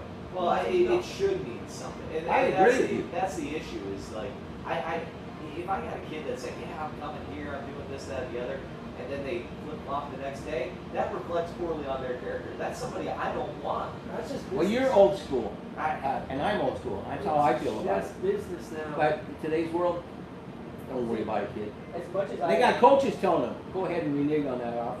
Well, as much as I agree with you guys about the flipping commitments, as a Penn State fan, Saquon Barkley was a flip commitment from Rutgers, so I have to say I appreciate it just for that. And then that 2016 episode. Rub it in, poor Rutgers. Nah. You know what though? Oh, I agree. I've worked in government contracting, and I've had the government pull so many contracts from me, and you know, you never count your chickens until they're hatched. Bottom Try line. sales. Yeah, anything like that. Yeah. And A verbal, hey, we're going to advertise with you. Yeah. In corporate America, it happens all the Every time. day, every hour. Yeah, I got you, Mike. You know, we're gonna do business together. I've heard that so many times because they may, not probably few people like this, they may like me or my personality, they don't want to tell me no. And then at the last minute, Sorry, we went somewhere. yeah, we got some. As much as we're talking about this, one of the biggest examples was a couple of years ago. Florida, they had a top 5 class in the country right up the national signing. Lost day. them all. Yeah, it was Billy Napier. They didn't know about his future there. It was like they lost like 4 or 5 stars in 24 hours and a whole bunch of 4 stars. They went from, I believe it was the top 5 class in the country to bottom. It was like below top 30. I just can't. 24 hours. I just couldn't see, and I don't care either way about Florida. I don't have friends who work for Florida, obviously graduates. But Billy Napier, as far as having that in the living room dynamic, he just seemed kind of. He didn't push a lot of points. I'll say one thing about Napier. I think would be great at James Madison. I don't think he's a SEC Exactly. coach. Exactly. I don't think he's an SEC coach. Well, just got Eric coach this time around, so is it going to be a similar story as Napier was? Or I think John Summerall and Billy Napier about as far different in terms of personality. Oh my God, he's kind of cocky. Yeah, kind of like it. Kind of sounds like Steve Spurrier. Yeah, if you're a Florida fan, you like him. Yeah. That move where he said that Tampa Put up or is- shut up, though. He's talking a good game. He better strap it on. Yeah. He already gave a lot of bulletin board fodder when he said Tampa is Gator country. I know. The USF alumni group went ballistic. Well, and FSU has a huge. Yeah, FSU has a big. We have watch parties down here. They're huge. Florida State watch parties. You probably been there. Yep. Ferguson's a proud FSU alumni. Yeah. And the FSU club. And bigger than the Gators. I put them both out here to represent. Bottom line is FSU is very strong down here. And now, and I've been on the board of the Tampa Club. It's a whole other issue, but numbers. UF has more numbers. FSU's clubs have been more cohesive. There's that word again. Here in the Tampa Bay area. So the events have been bigger for Florida State, but UF just due to its size has more numbers. I think USF will eventually eclipse both of them. But USF, I don't think is at that level just yet because it just isn't. I think if USF can hold on the hard line, getting him from taking another job offer, I think if you give him 5 years ago, one of, if not the 2-year program in college football. I'm obviously a biased fan saying that.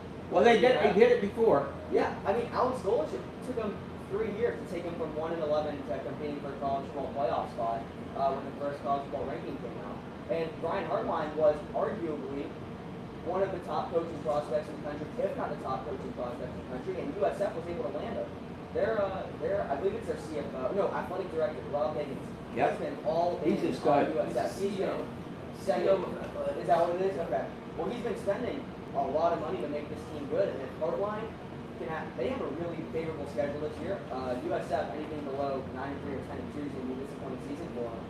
And if they can hold on to Hartline staying there, he could really build a solid program and foundation there, I think USF would be a top program. And then they moved to the new stadium, not this Yeah, year, the but new next year. stadium, yep.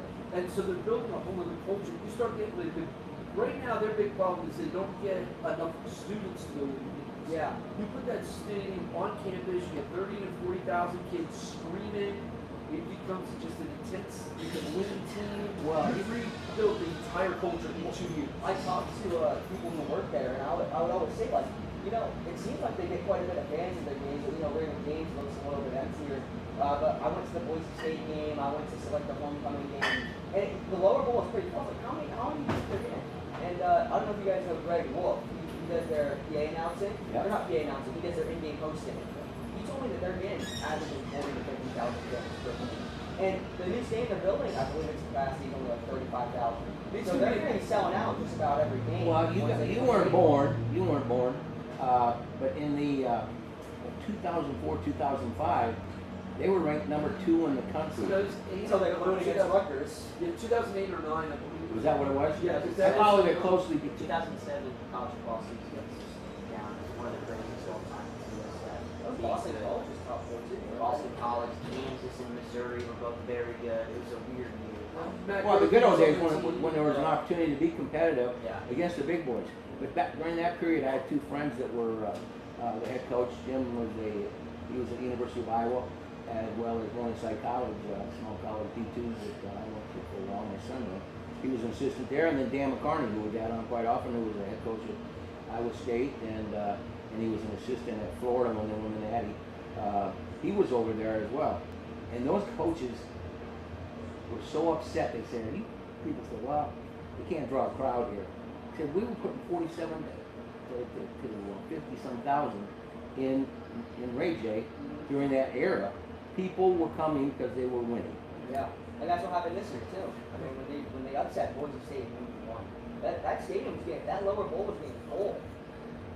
I think the big thing for USF, and you go to Tallahassee, or you go to Gainesville, you go to a college town, and you find people who never went to the school, but are fans because they live there. That's the tipping point for USF. When USF starts getting casual people buying tickets who never went to the college, who are just fans and are walking around with a hat and a gear, just because they live in Tampa Bay. That was me. I'm not going to USF. My parents went to USF. That's why I'm a fan. But I'm gonna be rocking USF until I die. I won't have a degree from there. What's that hat and shirt you're wearing? Well, I mean, you know, I got. It's kind of hard, you know. I never watched Syracuse in my whole life. Never really paid attention. It's kind of hard to switch fandoms over just like that, you know. It's easier when you're Well, I do hope so. Although if I went to UCF, I don't know if I'd be able to cheer for a little Hey, bit well, like that. let me know when you guys can win the American Conference, Okay. because that hasn't even happened yet. Let alone make a conference championship in America. Did you guys make the bowl game this year? I can't remember. Did you guys win No, I don't think it. I think it was a 5-7 season. Pretty sure Old Dominion had their way with USF in the Cure Bowl this year. It was Congratulations. Old Dominion versus the B team for USF, but ended up Old being Dominion to B team also. So. Well, that is Wyatt Ross and a little debate with the other youngster, and it's Joe Geiger. I kind of like the battle of the youngsters. I do too. I like that Joe's come to my side here about you have to go to the school to rep them, and you know. I don't know about sitting between this, but then again, I do feel like somebody between them is important right now. I think they need to bring back the 1-on-4, one of the best rivalries in college football. I agree there, so fantastic. Thanks for coming, bro. Yes, sir. How's it going? Good. One of the best games of all time. It's unfortunate that. I mean, I understand why it doesn't happen anymore. How you guys doing They're today? in different conferences. You got beat? UCF doesn't like we all played a hard 3 quarters this morning. If UCF's going to play a game against a non-power Yeah. they're going to play What's a up, bro? team that they can blow out the other. No doubt about it. That's what you There's really not much of an incentive to play USF. Especially the way the playoff system's set. Right, because if you lose, it looks bad. If you win, it doesn't really look bad. What's up, Atlanta? Quarterback. In the past, All right, bro. recently, No quarterback, huh? it's pretty good, but I don't know how you can debate it. I'm for having it, but I can see why they don't. You guys gonna get some Do they have food and how many drinks? other sports that they haven't? They play baseball, No. they play in baseball, but they don't play basketball, which is No, I hear that. Which in basketball, in this bar right here, I'm basketball be hard very to- competitive. Right? You might And be- basketball's also a longer schedule. With the amount of non-conference games, they absolutely should be playing. Let's pull it. And And then grab yourself some couple Well, beers. gentlemen, in the house Thank you. is Stacy Simmons. I talked about him in the opening. No bad mouth in Florida Gators now. He's in the house. He ran track there, played football there, was drafted in the NFL by the Colts. He said in his bio, spent a minute with the Pats, the Bucks, the Raiders, and then right across the Tampa Bay Storm, and my buddy Bill McGee, he was part of that team, won a national championship, football championship, and that's where Mark Ferguson asked his bride to get married. It might have been the championship game. Wyatt, I'm going to move you out of that seat. It's been fabulous, my man. I wish you could have sat down here more often with us. It was a good hour and a half of conversation, and we'll talk when we get done for sure. But we're going to miss you, man. Yeah, it's been a pleasure to be on the set. Can't wait for And I want some of that swag, that Syracuse swag. I'll send you money. I like that T-shirt and your mom's T-shirt. Yeah. See what I can do about that. I'll end on one thing. Let's bring back the war on I-4. I think that's Well, actually, the war on I-4, they used that in arena football too, didn't they? Oh, yeah. Yeah. Chase, come on up. Take a seat. We got plenty to talk about. Again, let's give him a round of applause. Graduated and he's going to Syracuse. That's Wyatt Ross. Thank you. Go ahead. And of course, Stacy, that is Joe Geiger right there, and Michael Furs, and Michael Lori. What's that last name? Stacy Simmons. Okay, nice to meet you, bro. He was a Dunedin graduate. Loud and proud, right? Always. Falcons, baby. Nice to finally meet you, man. Nice to meet you, though, Mike. I tell you what, I'm not from the area. We just moved you a spot there, man. No, you're good. You're good. Okay. Dan Bachman, he I just coaches. had to go to the bathroom. Where they coach at? Seminole High School. I coached the baseball team, the bowling team. I announced girls basketball, and I run the Hall of Fame. Oh, I Kind of like you, Stace. every day. You know, yeah, I see you doing your conversations with the coaches, and I'm thinking, man, how's this guy connected? You know, I'm from Iowa. I'm not that familiar with the history of great athletes in the area. And every time I bring your name up, like today with Mark Ferguson, Stacy said, oh my God, he's one of the fastest guys who's ever been in this area. And he said the only problem, because he's a Seminole, he said he played at Florida, but obviously, and then Billy McGee of all people, I'm talking to Billy last night. Billy McGee. Yeah, he said to me, are you kidding me? He said, Simmons, he said he was part of our arena football championship team. And I said, that's right. So let's talk about your career at Florida and the success you had, and then you got drafted by the Colts, 84th in the draft. Oh, yeah. Well, you know what nobody really knows is that I was a running back coming into Florida. You know, that was my dream. You weren't real big either. No, but I was fast. Yeah, what's obvious, you ran track. Yeah, that helped. And but I came in after Neil Anderson left, and so there were other running backs that were all Thanks, there. big dog. Who was the What'd you coach? get? Coach? Galen Hall. Cone, big cone. Oh, hell yeah. So, Those are nice. You know, I thought that I would play and never got the opportunity to really get out as a running back. And they asked me to move to receiver. So it kind of worked out until the You next grab spring. that chair if you I was want. able to go back to the running back. However, we signed Emmett Smith. Oh, what the hell? Yeah, so you know, I saw her writing on the wall, and so I made a career out of wide receiver. I had a good time there, enjoyed it, and actually glad that I did make that move. What was your 40 time back then? My 40 best was 4.27 at Florida. Oh my At the God. combine that year, I ran 4.31. What were you dogging it that day? I died. Holy It was moly. all days, yes. So you were on the 4x1 team, Oh yeah. 4x2. So you know, we were all Americans. We didn't actually win the event at the national meet, but we had some speeds. The guys I ran with were Olympians. We did really well. Well, playing wide receiver, I mean, you were a deep threat. Everybody probably loved having you. Oh yeah. You know, I was talking with a guy the other day about we had 8 receivers that ran 4.3 and the 4.3s are faster. At Florida? At Florida. We had a lot of. Who was your quarterback? Curly Bell for my first 2 years, and then Kyle Morris, Herbert Perry. Herbert played football, baseball, and Donald Douglas. Shane Matthews was like the 4th quarterback then. When Spurrier came, he moved up the ranks quick. Oh, so did you have Spurrier as a coach? I wish I would have. Because he would have loved having that kind of speed in the offense he ran. Oh yeah, I missed out on that. All my buddies, they enjoyed the benefits of being with Coach Spurrier. So, talk about Dunedin back in that day. I know they're a powerhouse in baseball. Oh yeah, they're damn good at baseball. I love playing them. Playing up at the Blue Jays Stadium sometimes. They got a great field, great complex, great coaching. Love playing them. There's a little rivalry now between Seminole and Dunedin now because we have such a good, baseball history. Well, hold on, you always had a great baseball history. When I was in high school, my senior year, they let me play. So I was a center fielder with them. Well, they like that speed on the bases. Yes, and you had guys that Hey, Coach Brinker. Oh yeah, Coach Brinker. He's Yes. now Brinker Field. We named it after. That's right. You guys always have been tough, really good. Yeah, Brinker was a hell of a coach. Unfortunately, he recently passed away.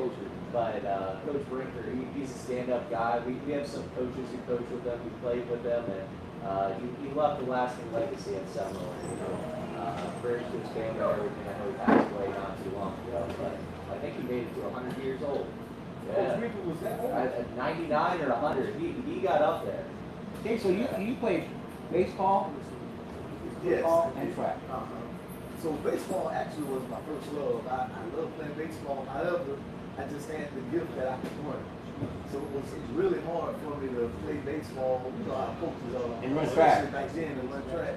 So after I was like an All-American in track going into my senior year, I kind of had a little bit more pull and was like, Coach, I'm playing baseball. And so the track coach was like, okay, we'll work it out. So, they worked it out. Of course, I had to go to baseball practice. Sure. And track was kind of during school or after school, whenever I could get track. But it worked out pretty good. We had some good teams there. Seminole had great teams also. So, yeah, we were some tough teams competing against each other. So what'd you run 100 meters in? I'm the last state of Florida 100-yard dash champion. Yeah, I was a yard guy. Yeah, so us older guys know about the 100-yard dash. And my junior year, I won the 100, ran a 9.47. You guys don't realize that is freaking smoking. And my senior year, I ran 10.35 was my fastest down the paper. And you know what? I never got fast. I was just maintaining it when I got to college. Well, you had collegiate speed in high school. Yeah. I feel like the best poor sap out there, white out, trying to cover 4.3 speed. There's no way to fly ball drops out there with you in center field doing that fast. Exactly. So yeah, it helped. I didn't realize that speed kills, and we used to have that sign in our locker room. Speed kills.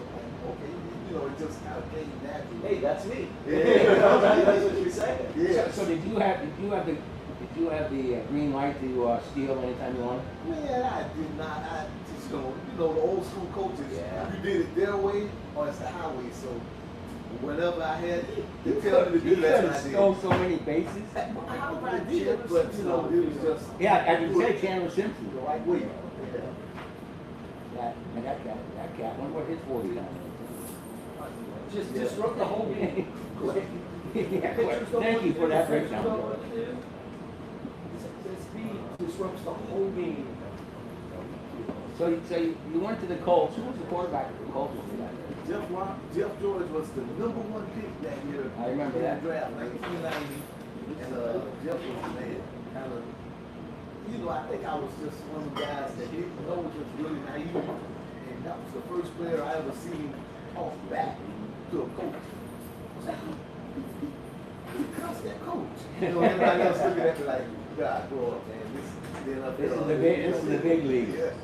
And so, it was just a different experience. It was a great experience, but yeah, Jeff what's that do?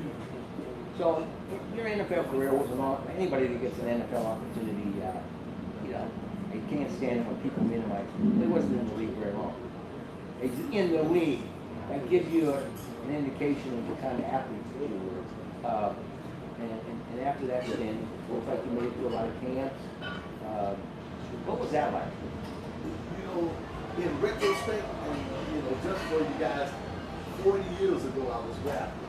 Well, it sounds like a long time ago, but it went by quick. Not to me, man. Exactly. And you know, I talk with younger guys, you know, they come to my little sports training facility, and I try to let them know just the things that I missed out on or didn't pay attention to, like, you gotta be aggressive. I wasn't an aggressive guy and took advantage of the opportunities. And you get an opportunity, be ready for that opportunity, be ready for that challenge, take advantage of it. I think I was just so lackadaisical and everything came to me so easy. You were a natural athlete. Well, when you get to that level of college and even the professionals, everybody is natural athletes. Yeah. So you just have to take that extra time and do the extra things, take that extra step just to make it happen. And, you know, I learned that after the fact. So, you know, I want to make sure everybody else know that going into that opportunity that they may get. Can I ask you a question? Is that mentorship? Is that something where you missed out and somebody didn't take you under their wing and said, here's where you need to jump through that door, here's where you need to knock on that door? Mark, you hit it right on the head. That's exactly what myself and a couple other players said. If we would have had some mentorship, and I get it because everybody is trying to make the team, everybody is for themselves, and you know, a lot of times if you're not really sure about yourself or what's going to happen, you're not worried about the younger guy, you're just worried about yourself. And that might, you know, if a team is struggling, or if there's a lot of turnover on those teams' rosters, and you don't get that experienced veteran taking 20 minutes. some of the younger talent. Right, when they come down to some younger 12. talent just ends up founding. He's already come down? Yeah, You want to be on the show? Oh, yeah. Not that guy's not really that great player. They are great This guy's going to be done in a little bit, so he'll probably have you on the last 15.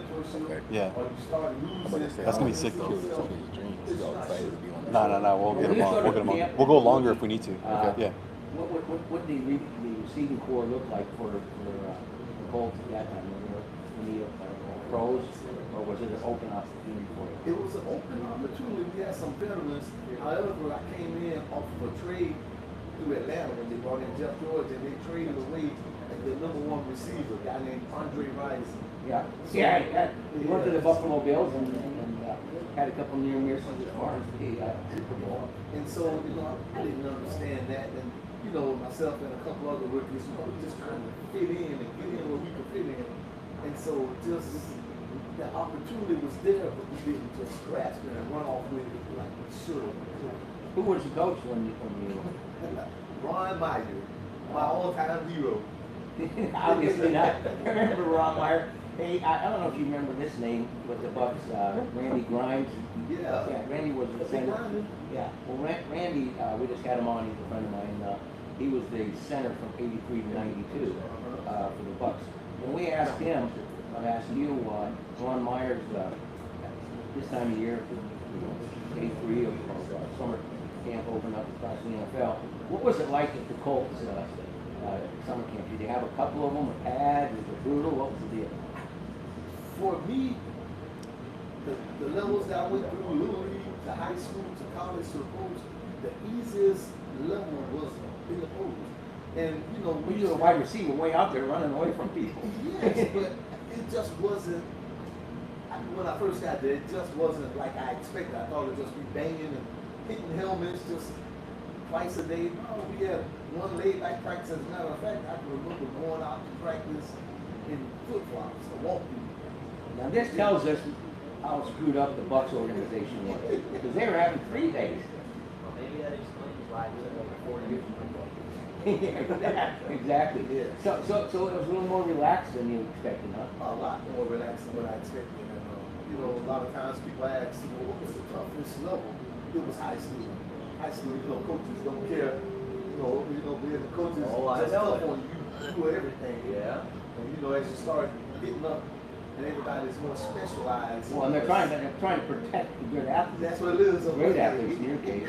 Well, and I hear stories about coaches saying, like, don't take a water break, you know, the water's going to make you cramp up and stuff. And now we have mandatory water breaks. We have our athletic trainers out there with the wet bulbs. Hydration breaks. Yeah, hydration. What And the they say, hell? like, you can only practice for 2 hours today because it's too hot.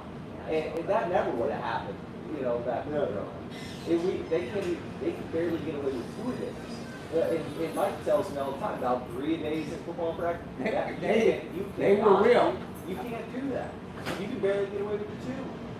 Yeah, that's right. And you know, like us older players would say, "Oh man, the kids soft," but no, they're not. Kids are bigger, stronger, faster. Just the coaches are crazy about it. Yeah, that's the thing. The coaches, well, and there wasn't the enormous amount of money invested in these professional athletes. You know, the payrolls were decent in the 90s when you were there, but they weren't at the level they are now. So they're basically protecting pretty hefty investments. That's how they look at it. And every sport, from basketball, baseball, you know, all professional sports. So let's talk about what you're doing now. And again, everybody I talk to, Stacy's the greatest cat in the world. You've got your finger on the pulse of high school sports. You help umpire, referee. You got your own, I guess, mentoring opportunities for track and field kids and athletes. Give us your bio, basically. Well, guys, this will be my 34th year starting as a teacher in Pinellas County. I'm a science teacher. That's a big deal. Thank you. Let's give him an applause on that one. Because Ben, you're never going to make it that far. I'm on year 5. Then when I was at year 5, I didn't think so either, but they just started flying by. And then the opportunity to coach make it even better. You know, I know That's the best part of the job. Exactly. I mean, I honestly. didn't know you were there. And They you know, should go on. everybody- They should go on soon. No. I took the job They should go on while he's here. Opportunity Yeah. To fill a void while I make the team the next year. So I was like, yeah, I'll go. And until next year, I go to NFL camp. I've been waiting 34 years to get to that NFL camp. But in that time, threw it away and everything. But you know, it's great, you know, to be able to mentor some kids and just let them know just what kind of experiences that I have, things to watch out for, which led me into doing some training on my own. You know, you get some of the guys and they come train with me, and I open up a gym. So I have a Stacy Simmons sports training facility. I'll be up. And yeah, then I do speed training and strength and I'm you ready. in?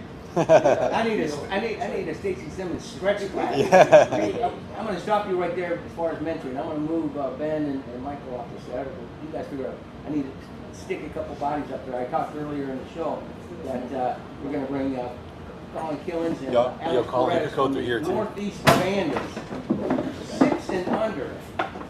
Stacy, I want you to stick around. You go this Sticking way. around. You can. We're brought to you by our good friends at Body Armor, Coca-Cola, as well as Monster, of course. He's familiar with these mics. Looks like you got a little beauty there with you. He's a beauty. He's the quarterback on the team. Well, he's too pretty, is my point. You know what I'm saying? It's a war paint. Exactly. So, Stacy Simmons, that's Alex Perez. Can I call you Teddy Bruschi on this? They call me Coach Teddy. Okay, Coach Teddy. Coach Teddy's a great friend of mine now and part of our team at the Tampa St. Pete Sports Connection. Does a lot of content with us, and he also is a co-host on the T Florida. So we're going to have a nice conversation. Now, Stacey, we were talking about you and mentoring young kids. Let's talk a little bit about that. That's important. Okay. Well, again, I'm doing the same thing Coach is doing. You know, a lot of people don't realize, because I referee some of the games, and you probably like, you know that face looking familiar.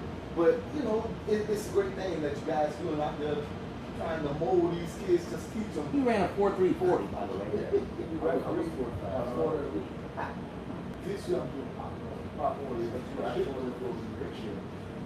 And so it's a great thing, you know, just to be able to be with the kids and just kind of give back those experiences and just teach them the right way of how things should go, so how it works. That's why I wanted to get Teddy and Alex on here because, you know, I've been doing this a long time and worked with a lot of youth organizations, Kansas City, Omaha, Nebraska, and all the state of Iowa.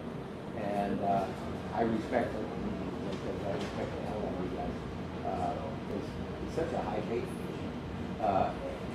You're digging in your own pocket all the time to help these kids. If you're from this area, you know what the south side of St. Pete, you know the obstacles that they're up against. And right in front of us on the first, and we try to help them out as possible. And understand as well. So bravo. Why don't you tell me how you got involved, Alex, and how did you recruit this ad? Well,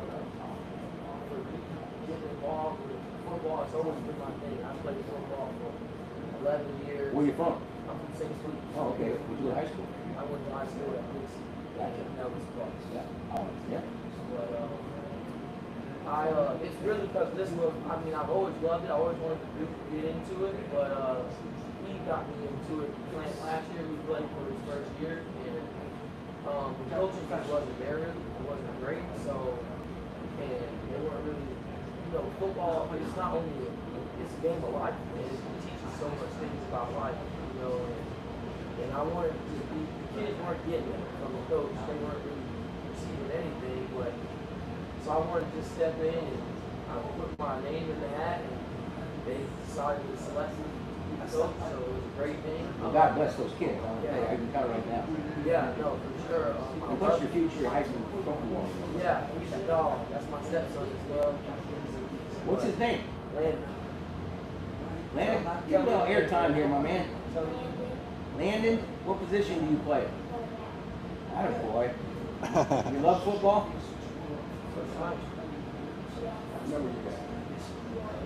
No? That's because you are number one. What's your favorite pro team?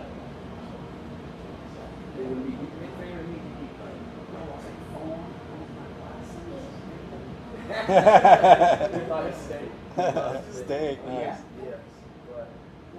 You're going to need a lot of it. You're going to be winning the Heisman Trophy someday. So you guys got a lot in common. You're giving back, you know, an athlete that played in the pros, collegiately at Florida. Your resume giving back. Okay. He's from the community and has seen the need. And Teddy's something, and he's our white obviously, and you must be a heck of a recruiter. Yeah, no, Teddy's awesome, man. How he got involved in this. Basically, we met from playing golf. You were down here one time when we were doing the golf show. Giveaway. He never got his giveaway, man. I Never got his giveaway. Ah, what was it? Owe him some merch. What was it? The Happy Gilmore giveaway. He never got his giveaway. You never got it? Ah. We'll take care of you. Yeah. I've got some stuff to mine. I've got to dig into my chest at home, but I got something like We gotta give him one of these putters. Yeah. Give him one of these putters. Teddy's perfect, though, man. He was the perfect fit. Just knowing him as a person and he can be in. The vision that I have for the kids, we have the same vision.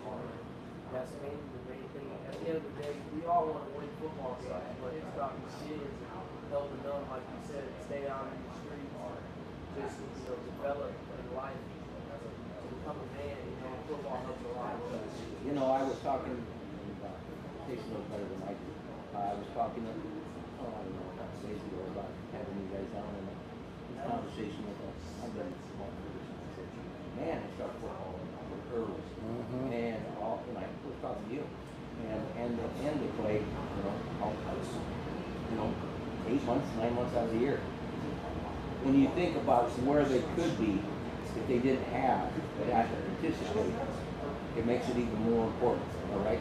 Because, you know, it's kind of like first team. They have it in the fall, and they have it because these kids need somewhere to go, and if they go home, in many cases, it's not an environment that's going to provide healthy input. And so again, bravo to you guys. being around kids their age. So when they go back home, they might be around their 13, 15, 11, they might be like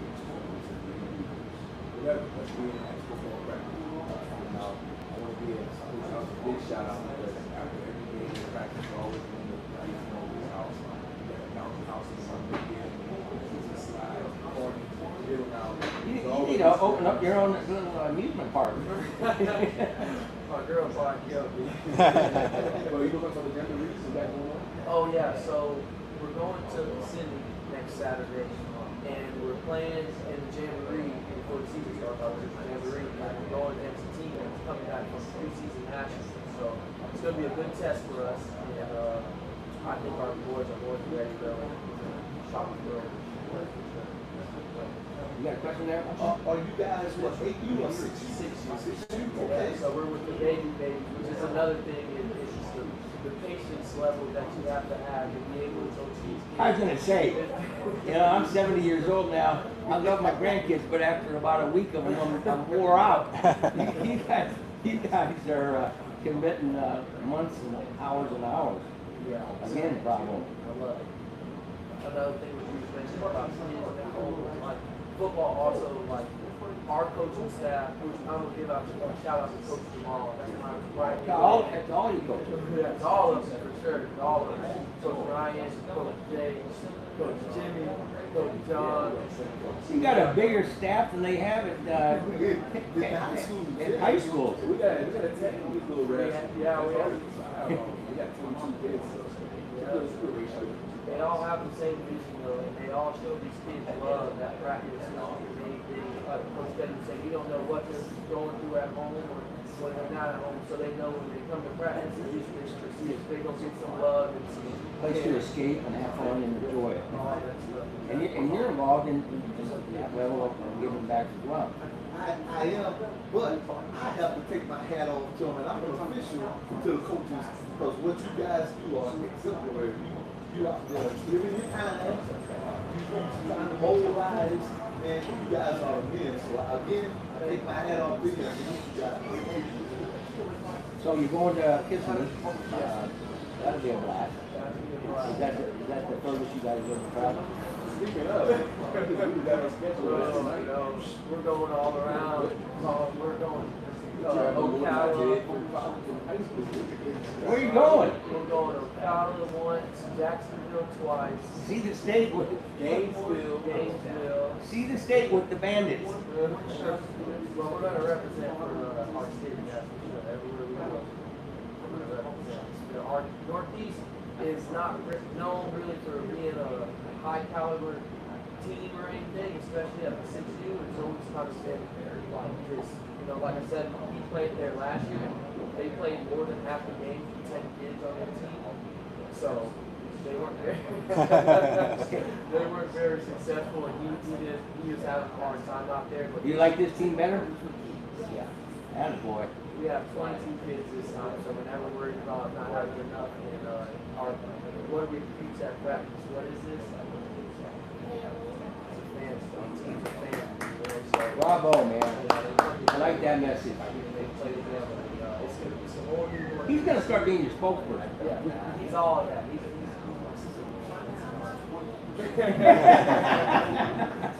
How old are you? 6? You're 6, well beyond your years. Now let me ask you this. I don't want negativity. I'm sure you guys overcome it, and I'm gonna ask you this.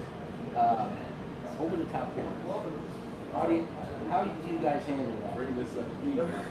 Well, I bring it up. I've been bringing it up for 30 years doing this. How do you guys take the stance and say, listen, this can't happen? I would say that's a lot of situation based, depending on the situation. A lot of times the parents are either upset about playing time or something, and a lot of times we just pull up the film, we'll let them see, we'll tell you exactly what it is. If you're not being real with the parent, the kid can't get better. And I can't make your kid better at football if you don't want to get better. So at the 6U level, a lot of times the kids, that's their biggest problem is the effort and the focus level. Yeah, I think their attention span. Exactly. So, but the ones who want to get better at football, which is what we're out there for, they're locked in to practice. They want to get better, you know. So, but with the parents, if they're, like I said, it depends on the situation. When it comes to playing time, I'm just going to tell you exactly what it is. When it comes to, like, you're upset about, usually that's all it is. It's playing time. That's the only thing. Now, But we'll practice to see what you do, like how you practice, how you play, how many times you tell them to stop someone who's about to win that. well, you're teaching them discipline too. Yeah. And it's something that they have a passion for, so they might listen with bigger ears. Casey, how do you, well, sometimes officiating, handle these out of control parents? Man, it can get tough. I've been some places where, man, I had to run out of the stadium or look for security, and after consider myself a really nice guy. And you're fast. Yeah. But I understand, you know, when your child is out or they see something that they don't think is right, getting hurt, and so you have to look at it in both ways, because, you know, I can understand I'm a parent, and I'm like, I want my son to be protected also. So, yeah, I started seeing it from the other side also. So you're kind of an ambassador, but the good thing about it, you probably still got some of that speed to get back to your car fast. Because we actually don't have too many kids, parents that get worried about the playing time, because a lot of our parents, they come to the practice, what they see. So sometimes on the side, I say, hey, really what they're coming to do, they see that we have the right vision. So if anything, we actually have some experience as to get the ball. So that's actually a better problem to have in playing time, because if you see other kids practice and you see how it progresses, you know that, okay, right now, I'm going to be doing the game right now.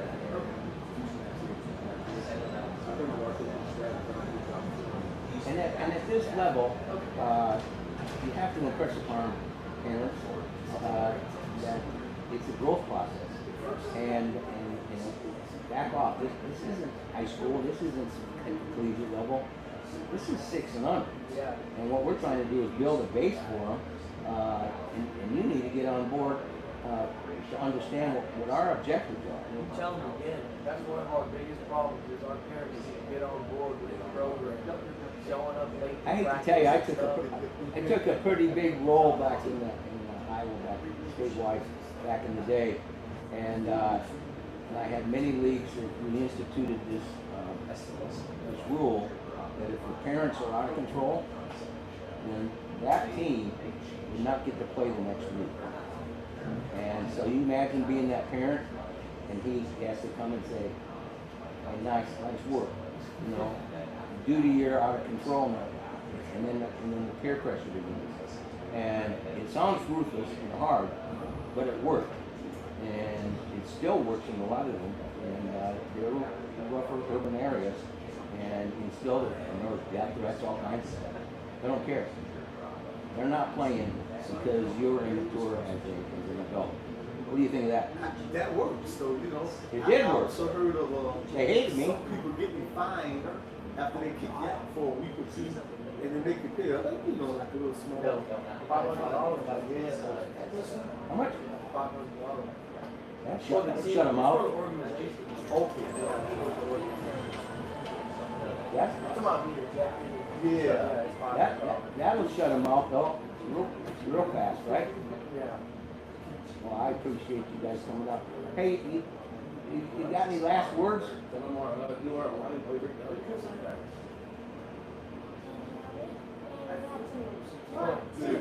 Family. Right on. That's gonna be a clip. That's gonna be a clip. Hey, you know I love you. I appreciate you bringing me up. I've been bugging him to get these guys down here, and I gotta ask you, so when does your season start again? Next weekend is Jamboree, August 8th, and then August 15th, we're actually playing at Lakewood Junior Spartans against Lakewood. Right down the street. That'll be a big game. get some reels for us. We'll throw it up on social media. We're definitely Like Adam pop out and get a really good Yeah, These days we haven't had definitely. a chance to talk high school. We gotta wind things down now. I got a meeting, and we usually shut her down at 1 o'clock. But the bottom line is, you and I need to visit about the high school. You know what he's doing now? It's not like he doesn't have enough on his plate. He's going out and interviewing all these coaches in Pinellas County And who's gonna say no to Stacey Simmons, who played in the NFL and a world-class sprinter? So now I know your ticket to getting in. You know all these guys. They know you officiate. They know you got a place to improve their kids. So he's got a big hammer to get an audience. I'm trying. You do a great job. You said your daughter's the one that's helping you do this?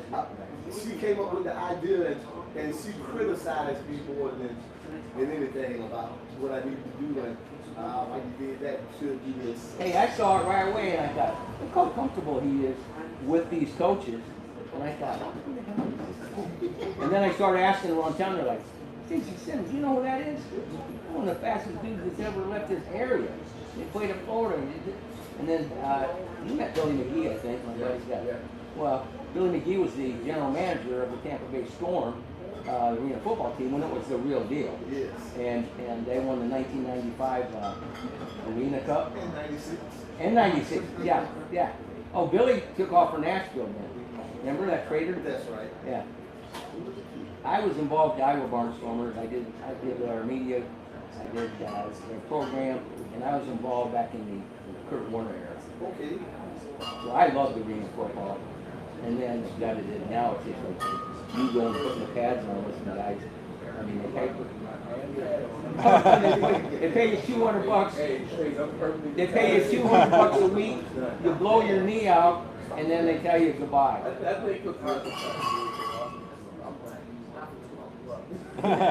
No, it's pretty bush league now. I watch it and it's disappointing. All right, family, you're part of our family now.